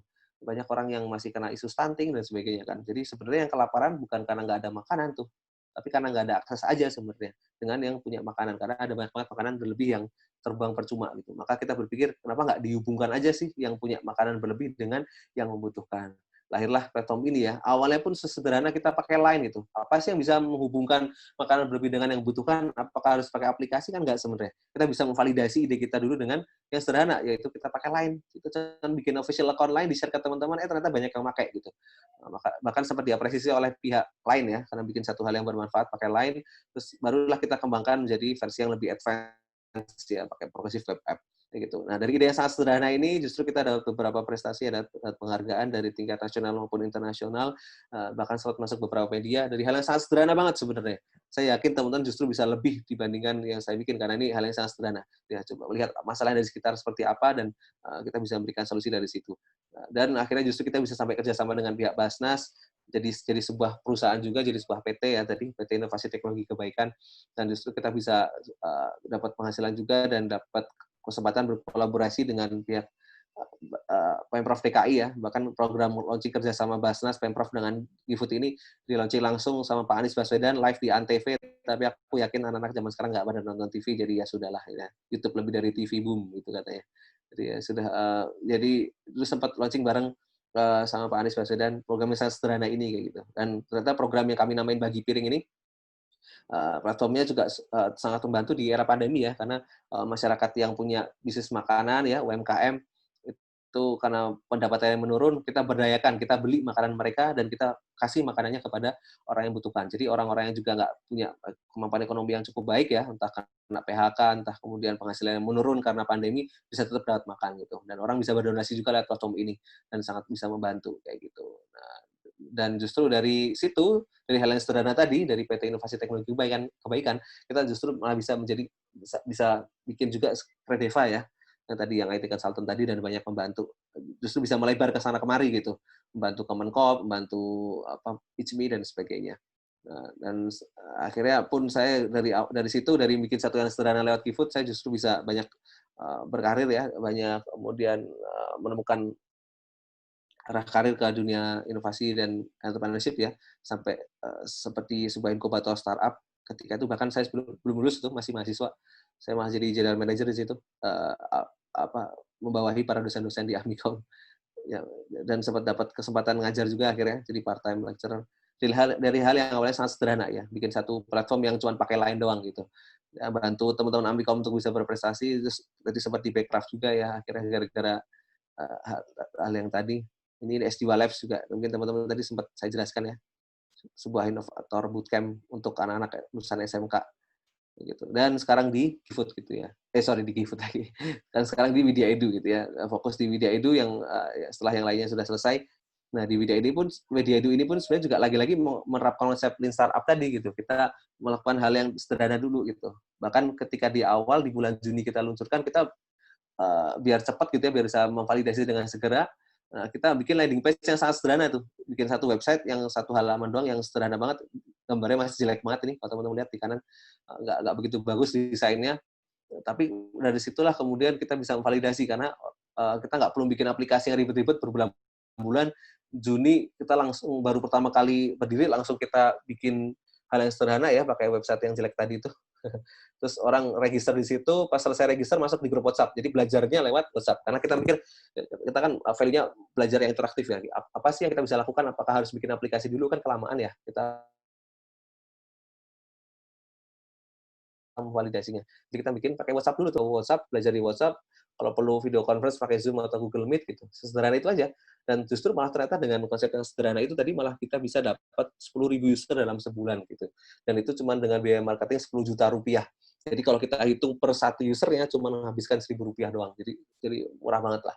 Dengan cara yang sangat sederhana tadi, sederhana banget gitu. Aku yakin teman-teman juga bisa. Nah, kesimpulannya apa? Pertama ya, kita harus peka dan pahami masalah yang ada di sekitar kita ya. Banyak banget masalah di Indonesia, banyak banget hal yang kita bisa lakukan. Kalau mindset-nya entrepreneur, kita harusnya bisa melihat itu sebagai sebuah peluang ya, untuk bikin satu inovasi dan bisnis. Nah, dalam bikinnya gimana, kita harus selalu inovatif dan kreatif ya. Tadi saya sudah mencontohkan beberapa tools yang bisa dipakai untuk berpikir inovatif dan kreatif. Terus kemudian mulailah dengan hal yang sederhana gitu ya. Nggak harus yang terlalu tinggi-tinggi, justru dengan yang sederhana kita bisa memvalidasi ya, ide kita sudah sesuai atau belum, dengan resiko kegagalan yang lebih rendah, dan sadar bahwa proses ini adalah, satu hal ini adalah dalam bikin startup ini adalah sebuah proses gitu. Kita nggak bisa langsung cepat ya, jadi kita harus sadar bahwa ini sebuah proses, nggak bisa instan, dan kita nggak boleh menyerah dengan kondisi itu. Karena menurut saya yang enak dan cepat atau instan di dunia ini mungkin hanya Indomie. Nggak ada lagi yang instan dan enak gitu. Jadi teman-teman harus sadari itu gitu. Apalagi jadi pengusaha tidak seindah yang dibayangkan. Kayak gitu ya. Nah, sekarang giliran teman-teman nih untuk berkarya dan berkontribusi gitu. Entrepreneurship saya yakin ini sekarang bukan hanya sebagai sebuah profesi ya, tapi sebuah mindset. Jadi mau apapun arah karir teman-teman, gitu ya, mindset entrepreneurship ini yang dibangun ya. Mindset harus berpikir inovatif, kreatif, melihat masalah sebagai sebuah peluang, mindset yang tidak mudah menyerah gitu ya. Pandai melihat peluang dan sebagainya lah gitu. Itu mindset yang harus ditanamkan. Karena saya nggak bisa bilang entrepreneur adalah satu-satunya job atau profesi yang paling mulia gitu. Nggak juga. Banyak juga profesi-profesi lain yang juga mulia gitu ya. Sesuai dengan passion dan minat bakatnya masing-masing lah. Pun bukan berarti yang pengusaha lebih kaya dibandingkan yang karyawan gitu. Banyak karyawan yang lebih kaya dibanding pengusaha gitu. Jadi ini jalan hidup aja. Tapi yang saya tekankan lebih di mindset entrepreneur-nya ya, teman-teman. Mau apapun profesinya, mindset entrepreneur ini yang penting gitu sih. Nah, giliran teman-teman yang berkarya, yang penting jangan berhenti berkarya, apapun profesinya berkarya dengan mindset entrepreneur. Nah, karena masalah di negeri ini bukan karena banyaknya orang jahat, teman-teman, tapi karena banyaknya orang baik yang lebih milih diam dan mendiamkan. Nah, saya yakin teman-teman adalah orang yang baik gitu ya. Jangan biarkan orang-orang jahat yang justru banyak terjun dan berkontribusi. Justru kita orang-orang baik di sinilah yang harusnya banyak berkarya, ikut masuk gitu ya, tidak diam dan mendiamkan. Dan tidak usah khawatir teman-teman, karena bagi saya bukan kemampuan kok yang bikin teman-teman jadi yakin, tapi keyakinan teman-teman lah yang bikin teman-teman jadi mampu. Begitu. Mungkin sekian dari saya. Terima kasih. Maaf kalau ada kekurangan. Assalamualaikum warahmatullahi wabarakatuh. Waalaikumsalam warahmatullahi wabarakatuh. Terima kasih ya, Kak Naufal. Oke, saya ingat-ingat manggilnya Kak Naufal. Oke, Kak Aman-aman. Naufal izin ini ya, off kamera sinyalnya lagi nggak bagus banget. Oke, Kak, di sini udah ada pertanyaan. Ini sebenarnya pertanyaannya di situ. Oke. Kakak bisa lihat ya Kak di chat box. Mm-mm. Oke. Itu tuh sebenarnya umum sih Kak, kayak sebenarnya kan ada program itu ya Kak, yang 1000 startup digital dari program pemerintah kayak gitu. Nah, pertanyaannya tuh mirip seperti Kak Ana ini Kak. Detailnya kan ada di chat box kayak gitu. Nah, intinya tuh banyak banget yang udah mulai startup terus dalam waktu kurun satu tahun itu biasanya mereka udah nyerah gitu Kak. Dan secara statistik juga saya baca, oh jadi satu tahun itu banyak startup yang dari program 1000 digital itu emang pada berhenti. Nah, Kakak mandeng itu analisisnya seperti apa? Terus dari Kakak sendiri itu bagaimana pendapat dan masukannya? Nah, itu menyambung sama pertanyaannya Kak Ana ya, Kak. Yap, Oke, oke. Kak Noval monggo dijawab. Yap. Saya mohon maaf kalau ini ya, kalau aku kecepatan. Mohon maaf banget. Nanti saya share materinya biar lebih mudah dipahami ya. Mohon maaf ya. Kebiasaan nih kalau ngomong cepet banget. Iya, Em, em, ini apa namanya soal ini ya. eh, Kalau bikin startup itu mungkin banyak yang nggak bertahan sampai lebih dari 1 tahun tadi ya, bener ya, Mbak? Pesan ya. betul. Iya, Kak. Banyak banget Hmm. di program 1000 startup itu satu tahun udah ada aja problem dan mereka Ah, berhenti gitu, Kak. siap. Paham. Oke. Menarik. Pertama, ini ya tadi mungkin satu hal yang bisa jadi concern adalah itu ya, apa memahami kebutuhan customer-nya. Jangan-jangan yang kita bikin tuh hanya berdasarkan asumsi, bukan apa yang benar-benar mereka butuhkan. Itu makanya jadi satu hal yang penting. Kedua, memang yang sering kali jadi masalah memang konsistensi atau komitmen dari co-founder-nya sendiri ya, dari para pendirinya sendiri itu memang jadi tantangan gitu. Maka memang apa ya, membangun tim yang solid itu jadi kunci yang sangat penting karena yang membedakan startup itu berhasil atau enggak lagi-lagi nanti adalah eksekusinya gitu, bagaimana eksekutornya gitu. Kalau ide sih saya pikir semua orang bisa punya ide yang sama ya. Jadi jangan merasa teman-teman bikin satu hal tuh wah ini satu-satunya di dunia atau satu-satunya di Indonesia gitu. Karena bisa jadi di ujung negara atau di ujung pulau yang lain itu ada yang punya ide yang sama gitu.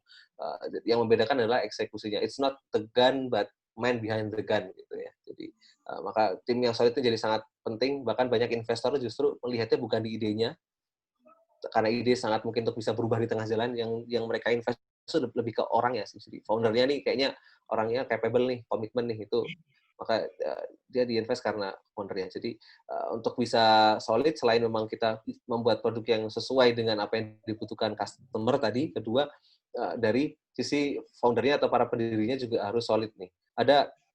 Ada 3 hal yang saya akhirnya temukan ya dalam sebuah organisasi, dalam sebuah tim yang membuat tim itu solid gitu, yang saya alami selama ini. Nah, yang pertama yang membuat tim itu solid biasanya adalah yang pertama karena punya kesamaan visi gitu. Jadi visinya sama ya, tujuannya sama. Kedua, karena ada kekeluargaan di situ, dia nyaman di situ. Yang ketiga, ada benefitnya. Biasanya benefitnya ini berupa uang biasanya, tapi bisa jadi hal-hal yang lain ya, material yang lain atau bisa jadi hal-hal yang non material yang jadi benefit buat dia. Ada 3 hal ini. Contoh nih ya, kalau kita dulu datang rapat organisasi, misalkan bisa jadi kita datang rapat tuh karena memang tujuannya sama gitu. Kita sama-sama pengen bangun apa ya contoh, bangun pendidikan di Indonesia gitu. Visinya sama, jadi kita datang ke rapat. Gitu. Atau bisa jadi bukan karena itu, tapi yang kedua bisa jadi karena dia nyaman aja sama teman-teman di situ gitu. Dia senang aja ada doi di situ gitu ya, atau nyaman dengan kekeluargaan yang terbentuk di situ gitu. Contoh di film misalkan, wah keluarganya nyaman banget. Jadi dia kalau di film karena keluargaannya misalkan. Atau yang ketiga bisa jadi ada benefitnya di situ. Entah dia dibayar di situ, entah dia dapat sertifikat di situ, entah dia dapat jaringan di situ, dapat pengalaman, apapun itu yang jadi benefit buat dia. Jadi bisa jadi satu antara 3 itu yang membuat tim itu solid gitu. Jadi kuatkanlah minimal satu di antara 3 hal tadi. Kuatkanlah di visinya biar sama, kuatkanlah di kekeluargaannya, atau kuatkanlah di benefitnya gitu. Kalian bisa memberikan apa ke sini. Kalau misalkan lebih dari satu bisa diterapkan ya, bisa dikuatkan. Misalkan selain visinya sama, wah sama-sama pengen bangun pendidikan. Kedua, keluarganya juga terjalin dengan baik. Yakinlah itu makin solid lagi. Apalagi kalau tiga-tiganya ada. Misalkan contoh udah visinya sama, keluarganya terjaga, dapat uang lagi di situ. Oh, itu yakin banget mereka akan solid gitu. Maka untuk bisa menjaga kesolidan tim mungkin 3 hal itu bisa dilakukan ya. Visinya terus disampaikan ya, dikuatkan terus visinya. Jadi ayo kita sama-sama tujuan kita apa sih di sini, niat kita apa di sini gitu ya. Keluargaan bisa juga dibangun ya, sesimpel kalau ulang tahun diucapin, kalau sakit dijenguk, kalau nggak datang rapat, kalau nggak datang acara jangan dibiarin aja tapi kenapa kemarin nggak datang gitu. Karena di chat kan dia jadi ngerasa, oh ternyata ketidakhadiranku tuh dicariin loh, dipedulikan loh gitu. Jadi nggak terus dibiarin aja. Terus bisa kasih benefit macam-macam lah, ngasih upgrading buat timnya biar mereka berkembang, ngasih sertifikat lah, ngasih jaringan macam-macam lah. Atau kalau bisa uang ya bagus, kasih uang. Di situ. Jadi mungkin di situ. Jadi selain memang tadi ya untuk bisa bikin startup itu bertahan lebih dari setahun, selain memang pastikan produk yang sesuai dengan kebutuhan user, mungkin memang nggak bisa cepat ya untuk memastikan, maka memang perlu improve terus tadi ya, bikin yang sederhana, segera dilempar ke publik, segera dievaluasi, improve terus gitu. Yang kedua, timnya disolidin ya, jadi dengan tips tadi 3 hal tadi, kesamaan visi, kekeluargaan, dan benefit. Gitu sih. Yang lainnya mungkin bisa jadi ada banyak hal ya, termasuk untuk menjaga semangat, mungkin kalau saran saya sih, ini ya, berkomunitas makanya, emang kalau apa ya, serigala hanya menerkam domba yang keluar dari kerumunannya kan. Pada akhirnya kita akan lebih mudah untuk patah semangat, lebih mudah untuk futur gitu ya, lebih mudah untuk kemudian menyerah itu karena kita tidak dalam lingkungan yang positif ya, kita sendirian gitu. Nah, maka biar kita lebih kuat, lebih terjaga semangatnya, kita berkomunitas lah gitu ya, berkumpul dengan teman-teman yang sefrekuensi, misalkan pengen jadi pengusaha ya berarti sesama pengusaha ada komunitas kan biasanya bisa gabung di situ, karena di situ bisa saling menyemangati. Kedua, bisa juga kalian ingat kembali tuh awal mula semangatnya kalian tuh karena apa. Misalkan saya dulu pengen masuk misalkan pengen masuk UGM gitu ya, atau pengen masuk UI dulu karena nonton video YouTube-nya siapa gitu. Dari situlah awal mula jadi semangat pengen masuk UI. Nah, pas lagi nggak semangat nih belajarnya buat masuk UI, dia ngecek lagi, dulu awalnya semangat karena apa ya? Oh, karena video ini nih di YouTube. Akhirnya dia nonton lagi. Di pengusaha juga sama, bisa jadi karena webinar kali ini gitu ya, terus atau jadi semangat pengen bikin startup gitu, atau bikin bisnis. Nah, mungkin ke depan ketika semangatnya lagi nggak oke, bisa cek lagi videonya gitu, bisa merimain lagi semangatnya. Gitu sih. Mungkin beberapa hal ya, tips dari saya untuk bisa sustain lebih dari setahun gitu. Konsistensi memang jadi kuncinya sih. Semangat terus Oke. lah. Gitu ya.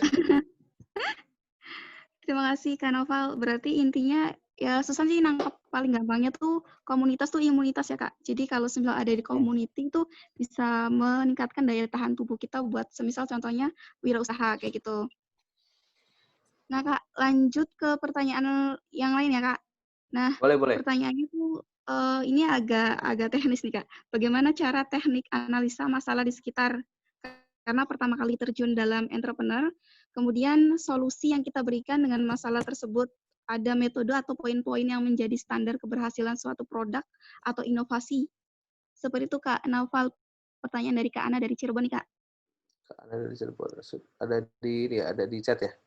Iya, ada di first, Kak. Jadi lebih ke teknik analisa masalah di sekitar supaya ketemu ide. Kemudian kita gimana sih cara bikin metode atau poin-poin supaya kita ngasih solusi itu standar keberhasilannya tuh bagus kayak gitu. Oke, oke, oke, mantap. Menarik, menarik. Terima kasih Mbak Ana pertanyaannya ya, menarik banget nih. Bagaimana caranya ini ya, analisa masalah di sekitar ya. Jadi, sebenarnya masalah di sekitar kita tuh banyak banget ya. Seringkali kita cuman nggak peka aja gitu. Kita nggak ngeh aja.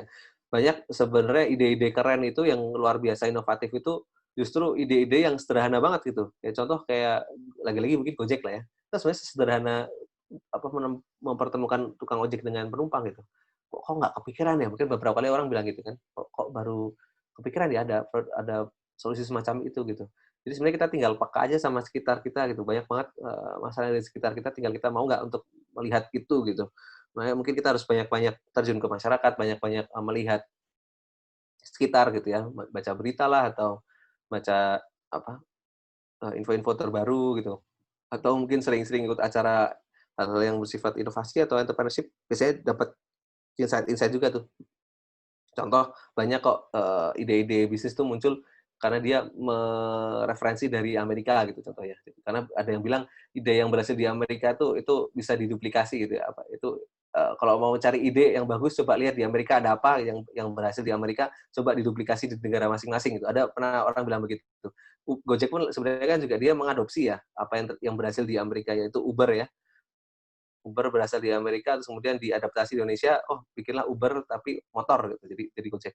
Jadi itu sih salah satunya mungkin itu ya, sering melihat kondisi di sekitar, cari inspirasi dari beberapa inovasi atau beberapa startup atau bisnis yang ada itu bisa jadi insight tuh untuk menemukan sebuah masalah kira-kira ini bisa nih coba dilakukan. Terus kemudian cara memastikan bahwa itu masalah yang beneran real yang tidak asumsi, maka memang teman-teman harus observasi ya, harus cari data kalau bisa biar teman-teman tidak berdasarkan asumsi gitu. Karena takutnya teman-teman nanti bikin solusi nih, pengen bikin sebuah bisnis yang nyelesain masalah, justru malah tidak pas ya, malah menimbulkan masalah baru atau bahkan mungkin malah nggak pas gitu, nggak menyelesaikan.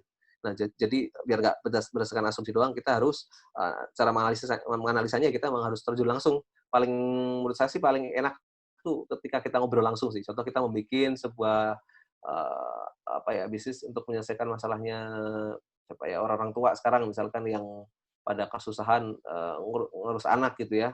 Nah, kita dapat insight masalah-masalah yang pas gitu ya, yang kira-kira painful dan harus segera diselesaikan, dan kira-kira kalau kita bikin produk inovasi untuk mereka itu bisa peluang besar digunakan, ya kita ngobrol lah gitu dengan orang tua itu misalkan. Kita ngobrol, gimana sih dalam mengasuh anak sejauh ini gitu, masalahnya apa aja, PI-nya gimana sebenarnya, itu digali terus nanti lama-lama bisa nemu tuh. Ketika kita banyak ngobrol ya, nggak cuma satu orang responding doang, tapi banyak orang. Dan kita juga cari data gitu ya, biar bisa menguatkan. Jadi mungkin begitu sih cara analisanya ya. Dari situ nanti masuk ke tahap berikutnya yang tadi untuk memvalidasi dengan bikin MVP tadi ya. Itu. Nah, mungkin bisa nyambung sekaligus ke pertanyaan kedua ya tadi soal gimana solusi itu bisa dilihat sesuai ya standar keberhasilannya ya. Oke, nah standar keberhasilannya mungkin bisa macam-macam ya tergantung teman-teman tujuannya apa. Kalau misalkan latar belakang teman-teman bikin sebuah inovasi itu masalahnya adalah masalah misalkan kemiskinan gitu ya, kita pengen ngurangin masalah kemiskinan tuh, kita bikin sebuah solusi atau inovasi untuk itu, ya maka indikatornya itu yang sesuai dengan masalah yang diangkat itu. Berarti kemiskinannya berkurang gitu kan. Atau misalkan teman-teman pengen jadi lagi-lagi nyesuaiin masalahnya aja, pengen membantu orang biar bisa jualan atau bisa jual beli bahan pokok meskipun pandemi gitu ya, tanpa harus keluar rumah gitu. Teman-teman pengen bikin jasa itu gitu. Ya berarti indikatornya adalah, banyak yang terbantu nih, banyak yang akhirnya bisa yang sebelumnya mungkin susah untuk jual beli jadi bisa jual beli gitu. Misalkan dari 100 orang yang sebelumnya kesusahan, 90%-nya, 90 orangnya merasa terbantu, itu berarti bisa dibilang berhasil. Jadi melihat kembali masalahnya sih. Nah, gitu sih. Jadi ingat kembali tujuannya apa sih. Nah, dari situ harusnya bisa langsung ditentukan tuh kira-kira indikator keberhasilannya apa. Kayak gitu. Semoga menjawab Mbak Ana. Gimana? Kalau memang masih bingung bisa tanya lagi aja. Nggak apa-apa. Takutnya saya terlalu rumit bahasanya. Oke, Ya. Kak, nanti kita tunggu feedback-nya ya dari Kak Ana. Nah, Mhm, lanjut ya, Kak. Ini ada Kak Sandra mau bertanya langsung. Kak Sandra mhm. boleh open mic, boleh Oke, tanya langsung boleh. ke Kak Noval. Boleh, boleh. Halo, selamat malam teman-teman semua. Selamat malam panitia, Mas Naufal. Halo. Perkenalkan, nama saya Sandra. Saya dari Jakarta, ingin bertanya. Sebelumnya saya terima kasih pada moderator dan panitia sudah memberikan izin. Terima kasih juga. Ini sebenarnya ini adalah materi yang saya tunggu-tunggu dari kemarin. Wah, kapan nih? Masih Sabtu depan, masih lama. Saya suka banget sama temanya karena ini relate ya. Jadi gini Mas Noval, saya juga baru saja selesai mengurus legalitas perusahaan bisnis saya. Tapi kalau Mas Noval kan PT, saya CV. Saya nyari pajak UMKM sih sebenarnya. Jadi pakai CV. Nah, ini Mas Noval, kan kita sedang mengalami permasalahan yang sama di seluruh dunia yaitu pandemi. Jujur aja, ya saya bicara sebagai ini ya pebisnis ya. Ini pandemi ini sungguh terpukul. Saya terpukul karena dari pola usaha berubah gitu kan, berubah banget yang tadinya ke corporate, sekarang saya harus menggenjot retailnya. Padahal kalau dulu retailnya cuma recehan aja, saya genjotnya yang corporate. Tapi kan sekarang corporate lagi nggak boleh mengadakan pertemuan, jadi nggak ada orderan dari corporate gitu. Nah, kalau dari Mas Novel sendiri, apa sih tantangan, kan saya tadi lihat ya luar biasa banyak banget kan founder PT banyak banget, dan itu pasti di balik dari pencantuman itu pasti di belakang ada banyak sekali jatuh bangun, mungkin ditipu supplier atau timnya berantakan gitu kan. Nah, dari sekian banyak itu saya mau dong Mas di-share apa sih tantangan terbesar dari Mas Naufal selama mendirikan berbagai bisnis dari Mas Naufal. Terus yang kedua juga terkait dengan pandemi. Di masa pandemi ini apa tantangan yang harus jungkir balik gitu, maksudnya jadi berubah gitu, wah gara-gara pandemi ini saya harus kayak gini gitu, atau mungkin jadi karena pandemi jadinya lebih meningkat karena semua orang sekolah harus online gitu, atau gimana sih Mas gitu, mau sharing aja gitu. Itu aja sih Mas. Terus yang terakhir, saya boleh ya Mas kalau misalnya someday saya boleh kontak Mas Naufal untuk mentoring Bcraft, karena kebetulan saya juga targetnya pengen Bcraft nih, tadi pas ngeliat CV-nya, wah keren banget tuh ada Bcraft saya, masuk list. Oh iya Mas, karena saya juga ada sih sebenarnya teman yang itu, tapi udah lama banget nggak kontak, takutnya dia udah lupa lagi sama saya. Itu aja sih Mas. Terima Oke. kasih. Siap, makasih Mbak. Panggilannya siapa berarti? Mbak Sandra ya? Sandra Mas. Oke, wah, makasih Mbak Sandra, luar biasa banget. Keren, sudah ada CV-nya ya. Semoga sukses lah ya bisnisnya. Kalau soal jadi mentor, boleh banget, saya senang bisa bantu. Meskipun di Backcraft itu cuma bentar sih, cuma di satu program aja. Habis itu kan Backcraft-nya juga kebetulan berubah jadi Kemenparekraf ya. udah bisa dibilang udah bubar ya. diganti diganti dengan yang lain, dan sudah nggak di situ juga. Dulu cuma di salah satu program doang, tapi ya tetap open kok, tetap open untuk bisa diskusi ya ke depan. Saya juga bisa jadi malah belajar juga dari Mbak Sandra nih. Saya juga nggak sepintar itu juga, masih perlu banyak belajar. Oke, tadi menarik banget soal ini bisnisnya ya, berubah dari corporate. Itu bisnisnya apa Mbak Sandra kalau boleh sharing? Itu training untuk corporate kah atau? Jadi saya punya merek yang ya alhamdulillah sudah saya daftarkan Hmm. di Direktorat Kekayaan dan Intelektual, namanya Tenun Hmm. Wita, yaitu tenun yang berasal dari waktu Indonesia bagian tengah.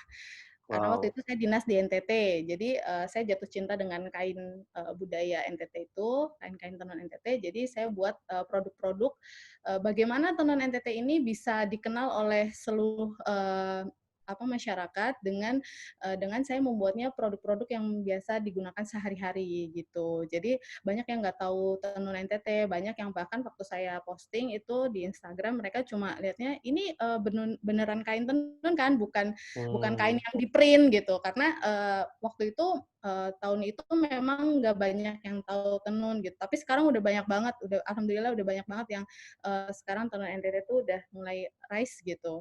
Jadi saya menyediakan kayak produk-produk dengan tenun NTT, dan itu dilirik oleh waktu pertama itu DJKI Kemenkumham. Jadi mereka order untuk rakor. Jadi mereka bosnya itu suka banget sama tenun NTT. Waktu itu tenun Sika, jadi dibuatkan pouch tenun NTT, dan setelah DJKI itu BI, terus apa lagi ya, BI, DJP, BPJS Kesehatan, itu semuanya juga jadi ikutan order kayak gitu-gitu sih. Nah sekarang karena pandemi kan udah nggak ada seminar-seminar, nggak ada rakor gitu-gitu. Jadi yang dulu tuh kita targetnya corporate kedinasan, akhirnya jadinya harus ngejar yang retail gitu. Gitu sih Mas, itu yang membuat saya tuh jungkir balik banget lah ini pandemi ini Yap. gitu. Gimana nih jadinya yang dulunya nggak mikir sewa kios, sekarang jadi aduh nih tahun depan bisa kebayar nih kiosnya nggak ya?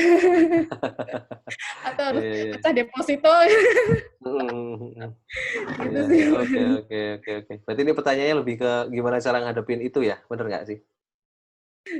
Ya bertahan dari sisi ini aja sih, pengalaman dari Mas Naufal aja kan. Kan bisnis kita lumayan berbeda, tapi siapa tahu dari pengalaman Mas Naufal saya bisa mengambil pelajarannya gitu. Oke. Menarik. Makasih Mbak Sandra udah sharing ya. Siapa tahu teman-teman ada yang suka tenun juga bisa beli nih ke Mbak Sandra ya. Ya, ini tentunya di belakang. Oh, siap. Pinter banget naruhnya di situ ya biar kelihatan. Mantap. S3 marketing. Ya. Ya, keren. Oke. Menarik ya, memang saya jadi ingat Duanyam, mungkin Mbak Sandra juga tahu ya Duanyam ya. Pernah dengar Duanyam nggak? Duanyam, DUA.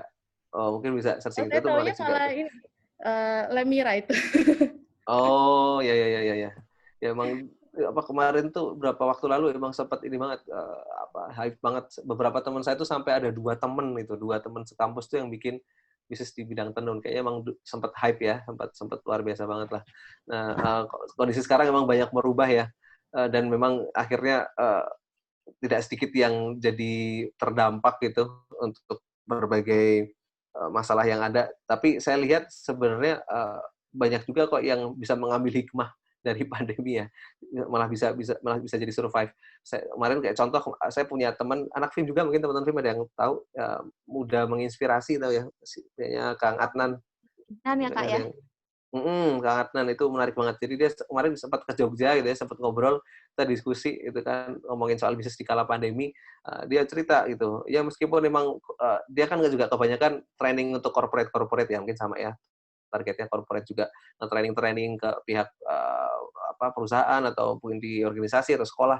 Nah, gara-gara pandemi karena nggak bisa ada itu banyak yang di-cancel gitu. Tapi malah dia menemukan hikmah yang menarik katanya. Dia bilang gara-gara pandemi timnya berusaha berpikir ulang gimana caranya bisa tetap survive, terus akhirnya mencoba mengonlinekan trainingnya gitu. Dan ternyata justru malah uh, dengan strategi marketing yang pas ya mereka berhasil dapat banyak tuh katanya, malah jadi katanya lebih murah secara operasional. Yang sebelumnya dia harus nyewa gedung, harus pesan catering gitu ya. Gara-gara online kan nggak perlu ada konsumsi, nggak perlu ada gedung, terus jadi lebih murah dan dia malah bisa lebih hemat secara operasional gitu. Tuh ada dia coba berpikir positif gitu.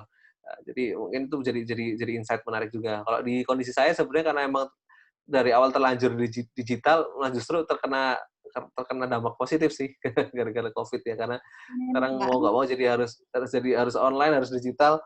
Kayak contoh yang Kredeva tadi itu malah jadi banyak orderan banyak klien yang masuk gitu. Terus kemarin juga akhirnya yang Widya itu juga menurut saya malah jadi momentum juga sih. Kenapa kok kemarin bisa dapat 10.000 user dalam sebulan tuh karena momentum juga.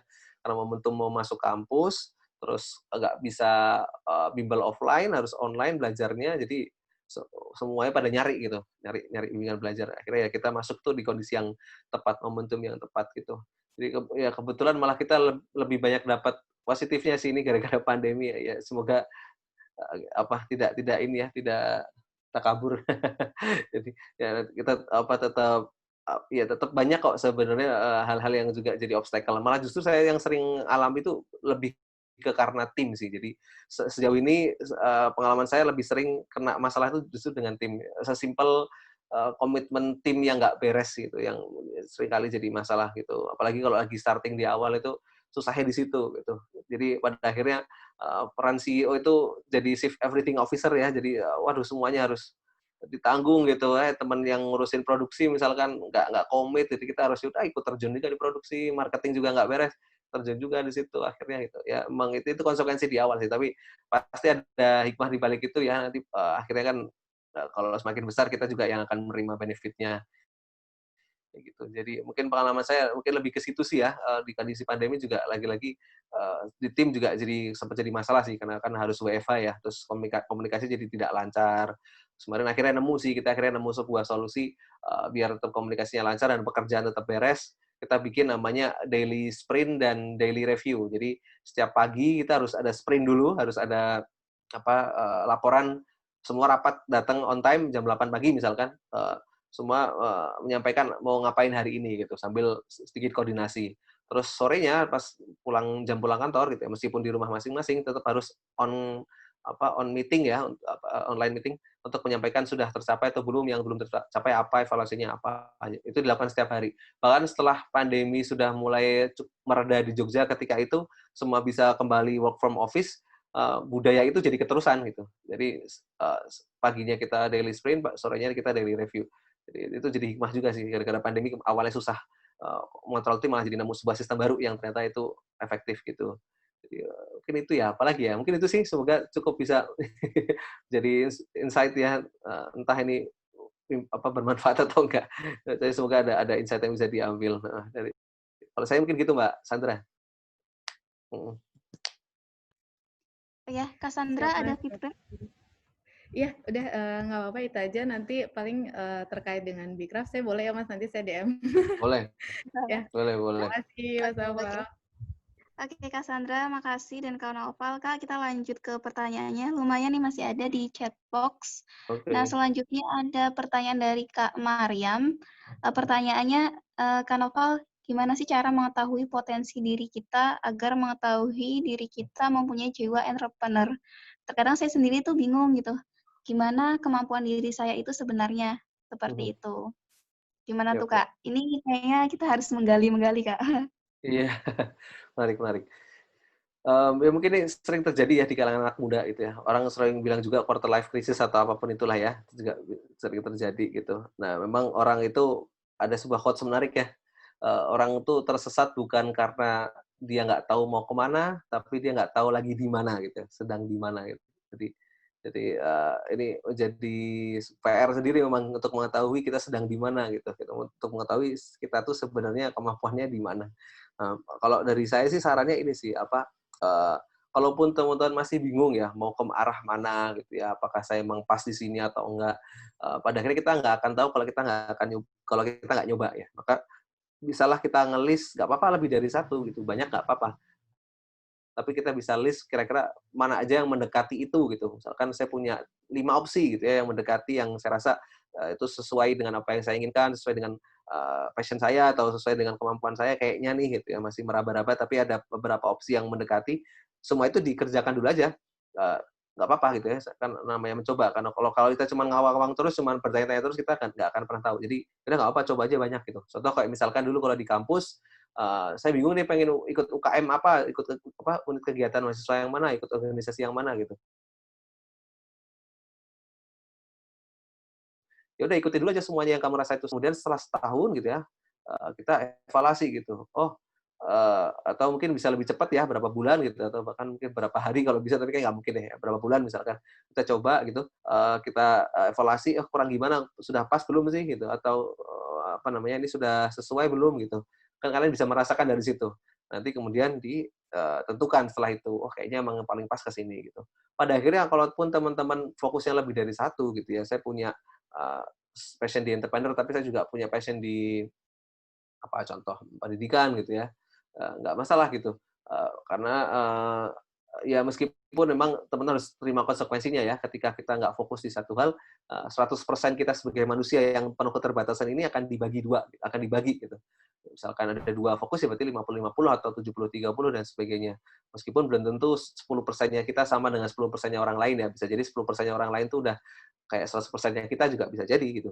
Tapi, itu konsekuensi yang terjadi, dan tentu akan berbeda ketika kita 100% fokus gitu ya, hasilnya tentu akan lebih besar. Jadi kalau kalian bisa sudah menemukan satu fokusnya pengen kemana, kemampuan dirinya kemana, itu lebih bagus. Tapi kalau emang akhirnya nggak ada ya tadi bisa coba dulu, ataupun kalau masih bingung akhirnya mengerucutnya cuman berakhir berakhir 2 hal, nggak apa-apa gitu ya. Bisa jadi itu di-combine. Contoh misalkan tadi entrepreneur dengan pendidikan, oh ya udah berarti bikin bisnis di ranah pendidikan misalkan. Atau suka di, pertanian, tapi juga suka di teknologi gitu, ya udah bikin teknologi pertanian, kayak gitu. Itu juga bisa dilakukan, kayak gitu sih. Jadi, solusinya sih saya sih mencoba dulu ya, mencoba, dan juga ini sering ngobrol dengan senior gitu ya, seringlah ngobrol dengan orang-orang yang eee, lebih dahulu mengalami gitu, itu sangat membantu sekali. Karena mereka sudah punya banyak pengalaman yang membuat kita jadi punya guideline ya, biar kita tidak jatuh di lubang yang sama dan sebagainya. Jadi, sering-seringlah ngobrol sama senior gitu, tanya balik misalkan, tanya sama yang sudah lulus, kalian masih mahasiswa, tanya tanya sama alumni-alumni yang udah lulus, "Kak, kalau misalkan Kakak bisa balik lagi ke masa mahasiswa, apa yang, Kakak akan lakukan dari apa yang Kakak akan perbaiki dan apa yang Kakak akan lakukan gitu ya, mungkin sebelumnya belum dilakukan misalkan. Tanyakan itu, jadi bisa jadi kita jadi dapat insight tuh, oh berarti bagusnya begini begini begini gitu. Karena saya yakin banyak orang-orang tua, banyak yang lebih senior daripada kita tuh sebenarnya tuh pengen itu, pengen cerita gitu. Andaikan aku bisa balik lagi ke masa lalu, saya pengen melakukan ini gitu. Nah itu yang kalian coba tanyakan. Jadi siapa tahu kalian juga jadi dapat referensi, oh misalkan aku pengen jadi entrepreneur berarti aku sejak kuliah harus ngapain, jadi kalian dapat referensi misalkan, dari senior-senior gitu. Kalau aku masih bingung, bagusnya gimana ya kalau dulu senior-senior pada ngapain, itu kan kita juga bisa dapat inspirasi. Jadi mungkin 2 hal itu sih. Pertama, eee, mencoba gitu ya, coba aja semuanya kalau emang masih bingung di antara banyak opsi. Kedua, seringlah ngobrol sama senior atau orang yang lebih berpengalaman. Gitu sih, semoga bisa menjawab. Oke, Mbak Kak Siti Mariam. Naufal. Oh, Oke, Kak Siti Mariam ada feedback. Kalau ada feedback boleh raise hand atau chat di box ya, Kak. Nah, lanjut ke pertanyaan. Masih ada 2 lagi nih, Kak Naufal. Selanjutnya itu dari Kak Mahfuza Dwi Putri dari Depok. Kak, yep. apa ada nggak sih resiko bagi pemula yang sebagai entrepreneur di masa era revolusi industri 4.0 atau 4.0? Bagaimana Kak Naufal? Mhm. Monggo dijawab. Jawabannya pasti ada resiko ya, nggak mungkin di dunia ini nggak ada resiko. Ada quotes yang bilang high risk high return, resiko tinggi baliknya juga tinggi gitu, yang didapat juga tinggi.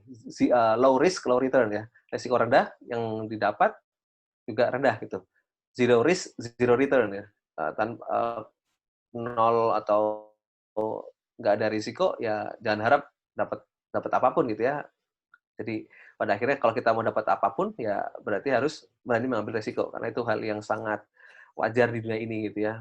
Kalaupun resikonya gagal ya memang itu yang memang kita harus alami sih ya, kita harus dapetin gitu. Banyak orang yang berhasil dia sudah banyak sekali ngalamin gagal dulu tuh sebelum mencapai keberhasilan. Jadi sebenarnya kalau teman-teman sudah ngalamin gagal itu tanda-tanda tuh, tanda-tanda mau jadi orang sukses kan ya, udah ngalamin gagal dan menghabiskan jatah gagalnya gitu. Jadi um, apa pasti ada resiko di dunia entrepreneurship ya di era revolusi industri 4.0 pasti ada resikonya. Dan ini contoh pandemi ini resiko ya. Mungkin orang-orang sebelumnya itu nggak memprediksi akan ada pandemi COVID-19 ya. Nggak ada peramal handal manapun yang memprediksi itu gitu. Akhirnya meledaklah pandemi ini dan itu jadi resiko yang besar sekali dampaknya sekarang ya kita rasakan itu. Dan ke depan kita juga penuh ketidakpastian ya karena pada akhirnya yang pasti di dunia ini hanya ketidakpastian ya. Jadi pasti akan selalu ada resiko gitu. Ya, jadi kalau dari saya sih itu sih ya. Jadi justru jangan takut sama resiko, jangan takut sama gagal. Itu karena hal yang sangat wajar akan terjadi. Jadi mindsetnya kita ya selalu harus siap dengan resiko yang ada gitu ya. Karena kalau ini katanya sih Charles Darwin, tapi aku nggak tahu benar Charles Darwin bukan yang ngomong.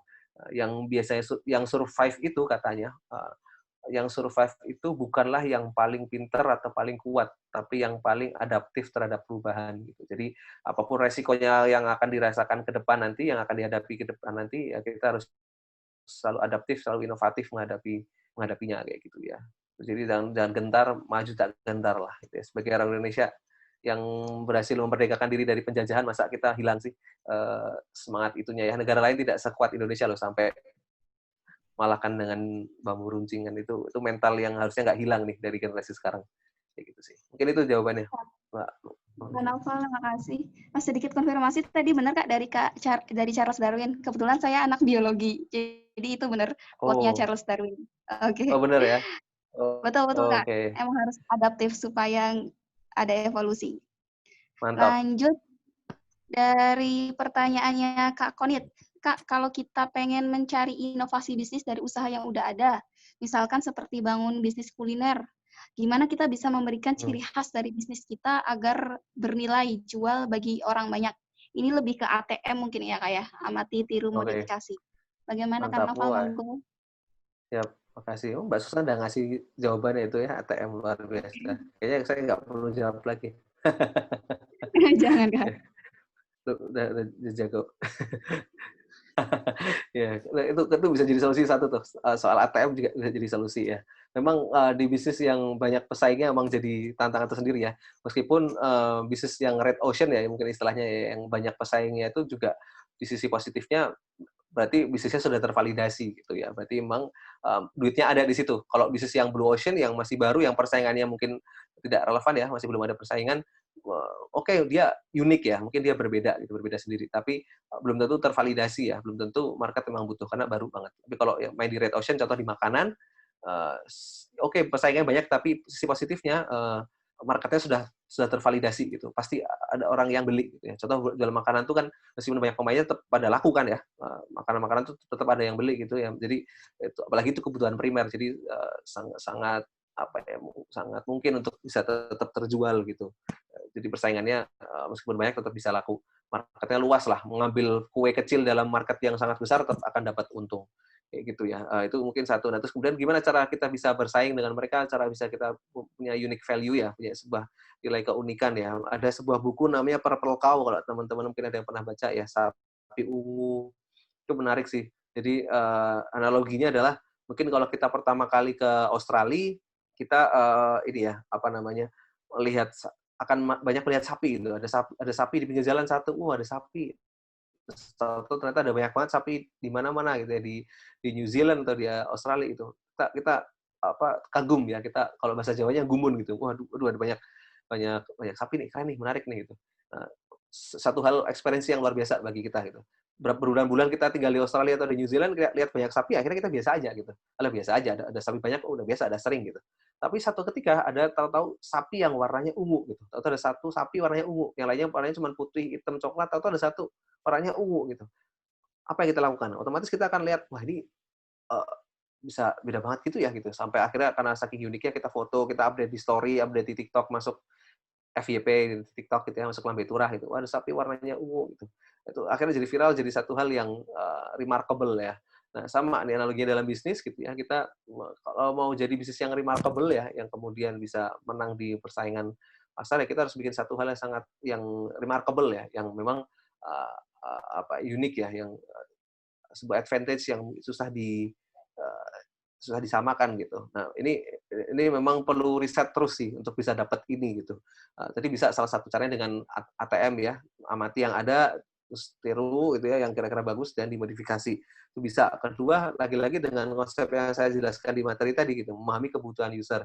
Contoh nih, teman-teman saya nggak perlu takut untuk bersaing di kondisi yang sudah ada pemain besarnya gitu. Contoh nih, ini ya, Google ya, siapa sih yang nggak kenal Google gitu. Google punya banyak produk, salah satunya Google Maps gitu. Orang setiap hari banyak yang pakai Google Maps gitu. Tapi mungkin orang sekilas ngeliatnya susah banget nih dikalahkan ya kalau sudah ada Google Maps. Kalau bikin yang sejenis kayaknya susah gitu. Tapi ada nih beberapa orang yang tengil ya, yang pede banget, dia berusaha menyaingi Google Maps gitu. Mungkin teman-teman tahu ya, ada Waze ya, Waze, bacanya gimana sih? Waze atau Waze itu. Itu kan luar biasa lah, itu akhirnya banyak yang pakai loh. Bahkan kata teman-teman saya di Jakarta, mungkin teman-teman di Jakarta bisa klarifikasi, katanya banyak juga yang pakai Waze di Jakarta itu. Bisa jadi karena apalah ya, tampilannya lebih menarik atau lebih update gitu. Dan itu yang mereka memang berhasil temukan gitu. Nah, ketika kita mencoba lihat Google Maps misalkan, dia riset gitu, apa yang kurang dari Google Maps? Oh, kurang interaktif misalkan. Oh, kurang update gitu, gambarnya kurang menarik gitu. Akhirnya bikinlah satu apa namanya, sejenis Google Maps yang menutupi kelemahan itu, dan ternyata berhasil gitu, banyak yang pakai gitu. Jadi sekelas Google pun tetap bisa dikalahkan juga loh. Bahkan kabar terakhir katanya Waze diakuisisi sama Google sih sekarang. Ya, tapi itu jadi satu bukti gitu bahwa ternyata bisa loh Google ini sebesar Google dikalahkan. Atau Google Form, teman-teman juga tahu Google Form ya. Jadi Google Form mungkin banyak orang yang pakai ya, bahkan webinar juga banyak yang pakai Google Form. Mungkin udah ngerasa susah nih ngalahin Google Form gitu. Tapi ada beberapa orang yang juga tetap pede gitu. Nah, dia mencari apa sih yang jadi kelemahan Google Form. Oh, misalkan tampilannya monoton, kurang menarik misalkan, atau ada beberapa fitur yang nggak bisa. Akhirnya ada orang yang bikin lebih advance ya, namanya Typeform, mungkin teman-teman tahu ya, atau SurveyMonkey ya, kalau teman-teman ada yang pernah dengar. Itu juga berhasil, itu juga banyak yang pakai ternyata. Karena dia melihat apa sih yang kurang dari situ. Bahkan teman-teman tahu Jeko ya, Jeko itu kan mungkin orang awalnya ngira ini produk luar negeri, padahal Jeko itu produk Indonesia gitu. Ternyata pas saya baca-baca juga ternyata Jeko itu dia berbulan-bulan, bahkan mungkin bertahun-tahun apa ya, saya lupa. Tapi intinya dia riset panjang gitu ya, riset ke Dunkin Donuts gitu. Dia cari tahu apa sih yang jadi kelemahan Dunkin Donuts gitu ya. Sebesar itu gitu. Itu apa kelemahannya. Dan ternyata dia bisa nemuin tuh. Bahkan Jeko sekarang bisa bersaing dengan Dunkin Donuts di Indonesia gitu. Jadi itu contoh-contoh sih. Jadi kita nggak perlu khawatir dengan persaingannya sangat banyak gitu ya, yang sangat besar, contoh di kuliner gitu. Bahkan ada banyak pemain besar di situ, nggak usah khawatir. Tadi beberapa contoh aja bisa dikalahkan ya, perusahaan-perusahaan besar kayak Google aja bisa dikalahkan. Masa kita baru bersaing di tingkat lokal aja udah takut kan, jangan sampai lah. Jadi kita bisa pertama itu ya tadi bisa lewat ATM tadi ya, modifikasi ya seperti saran Mbak Susan tadi, itu bagus banget. Kedua, kita riset itu apa sih sebenarnya yang dibutuhkan market, dan apa sih yang existing solution sekarang masih bermasalah gitu, atau apa sih yang menjadi kekurangan atau kelemahan dari produk-produk yang sudah ada sekarang gitu, atau existing solution yang sekarang sudah ada. Jadi akhirnya pada akhirnya ini nemunya unique value kita tuh hasil dari riset pada akhirnya. Jadi kita nggak bisa langsung nemu dalam semalam. Kayak gitu. Dan kita terus memvalidasi itu, improve terus, karena bisa jadi yang kita temukan di awal belum tentu pas, jadi kita harus improve terus, sadar bahwa ini sebuah proses yang panjang. Kayak gitu, mungkin begitu. Semoga menjawab, Mbak Konit. Oke. Kak, udah 2128. Oh, Yap. ini Kak, jadi biasanya kan teman-teman kan pada malu bertanya nih, karena orang Oh, Indonesia kan gitu. biasanya rendah hati gitu ya Kak. Jadi ini nanti boleh kan ya, kalau misalnya ada yang nanya, itu boleh PC ke Kakak. Tadi kan udah ada itunya juga, info number Kakak sama email. Hmm, Itu konfirmasi Kak nih, boleh nggak Kak? boleh. Atau DM Instagram juga bisa. Oke, siap. Oke Kak, udah 2129, Kakak bisa kasih closingan atau kesimpulan Kak, buat kita semua? Oke, apa ya? Pertanyaan paling susah setiap kali seminar ya, closing statement. Oke. Oh ini aja. Jadi saya melihat jadi pengusaha itu tuh ataupun profesi apapun ya, tapi hari ini kita spesifikkan ke pengusaha itu sebenarnya sama dengan perenang ya. Jadi kalau kita mau jadi pengusaha yang handal itu mirip dengan kalau kita pengen jadi perenang yang handal gitu.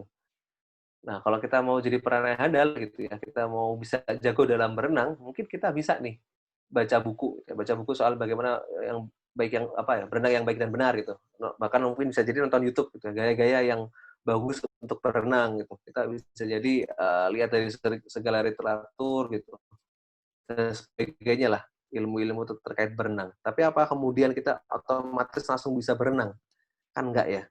Pada akhirnya terus gimana biar caranya kita bisa jago dalam berenang jadi perenang yang handal? Ya kita harus nyemplung gitu. Kita harus nyemplung ke air, kita harus kemudian merasakan basah gimana, harus merasakan gimana kram dalam air, gimana kita tenggelam di air gitu. Sampai akhirnya kita bisa jadi perenang yang handal dari situ. Nah, sama dengan jadi pengusaha ya. Kita mungkin bisa nih dapat ilmunya lewat baca buku, ikut webinar semacam ini gitu. Kita ikut nonton YouTube lah atau apapun itu gitu ya. Banyak banget resource yang bisa diambil, tapi apa kemudian otomatis bisa jadi pengusaha yang handal? Belum tentu gitu. Lagi-lagi kita harus sama kayak berenang tadi, harus nyemplung gitu, harus terjun langsung ke dunia bisnis gitu, merasakan basahnya di dunia bisnis seperti apa, ngerasain apa namanya kram dalam air itu atau kegagalan-kegagalan yang dirasakan dalam berwirausaha, baru akhirnya nanti lama-lama bisa jadi pengusaha yang handal. Jadi jangan cepat puas dari seminar kali ini ya, karena ini tentu masih belum cukup loh nih untuk bisa menjadi bekal teman-teman buat jadi pengusaha yang handal. Jadi teman-teman harus habis ini eksekusi lah gitu ya, langsung nyemplung lah di dunia bisnis biar teman-teman bisa banyak belajar dari situ.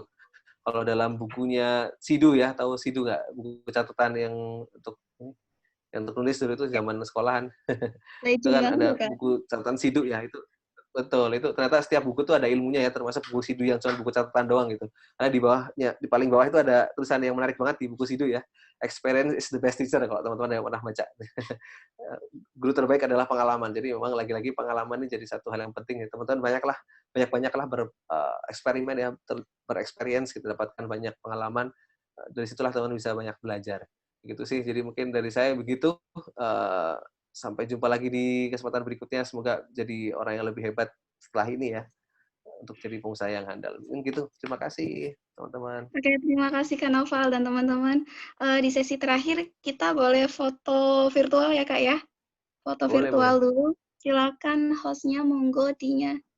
Oke, boleh teman-teman di kameranya. Kita mau foto dulu. Kak Teh Ais monggo Teh di aba-aba Teh. Iya, silahkan di-open dulu kameranya. Ya, boleh dikasih aba-aba ya Teh Ais.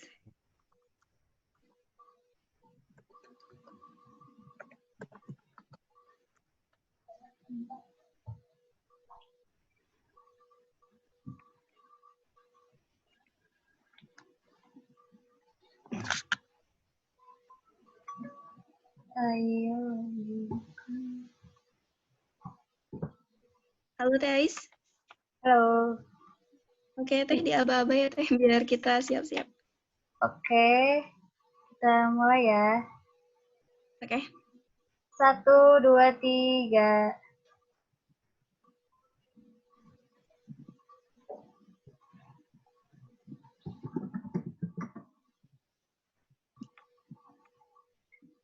Lagi. Samping lagi, oke. Ini yang slide kedua nggak ada yang open kamera sama sekali.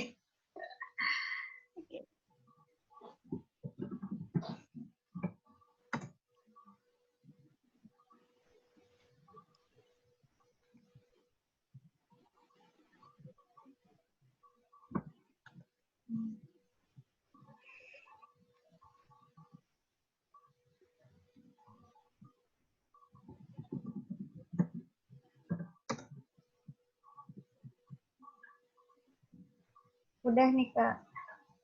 Oke, udah semua ya Teh ya. Oke, Udah. karena kita udah 2134, saya mewakili panitia dari FIM Cirebon di acara Cikatalk Series Entrepreneur ini mengucapkan terima kasih banyak untuk Kak Naufal. Terima kasih ya Kak, semoga apps-nya semakin bagus. Dan untuk teman-teman, nanti kalau ada yang masih bingung bisa tanya-tanya ke beliau lewat DM. Terus nanti kalau misalnya ada yang pengen materinya, bisa chat ke panitia. Saya mengucapkan terima kasih sekali lagi, kemudian mohon maaf kalau ada kesalahan. Sekian, wabillahi taufiq wal hidayah. Wassalamualaikum warahmatullahi wabarakatuh. Waalaikumsalam warahmatullahi wabarakatuh. Waalaikumsalam warahmatullahi wabarakatuh. Terima kasih teman-teman. Terima kasih terima semua. Sampai ketemu lagi kapan-kapan. Oke. Sebelumnya buat teman-teman yang masih bergabung di grupnya, tetap stay dulu aja ya, karena masih ada satu lagi materinya, jadi tetap stay di grup. Oke, Mas Noval, makasih ya Mas, sudah meluangkan Terima waktu. kasih.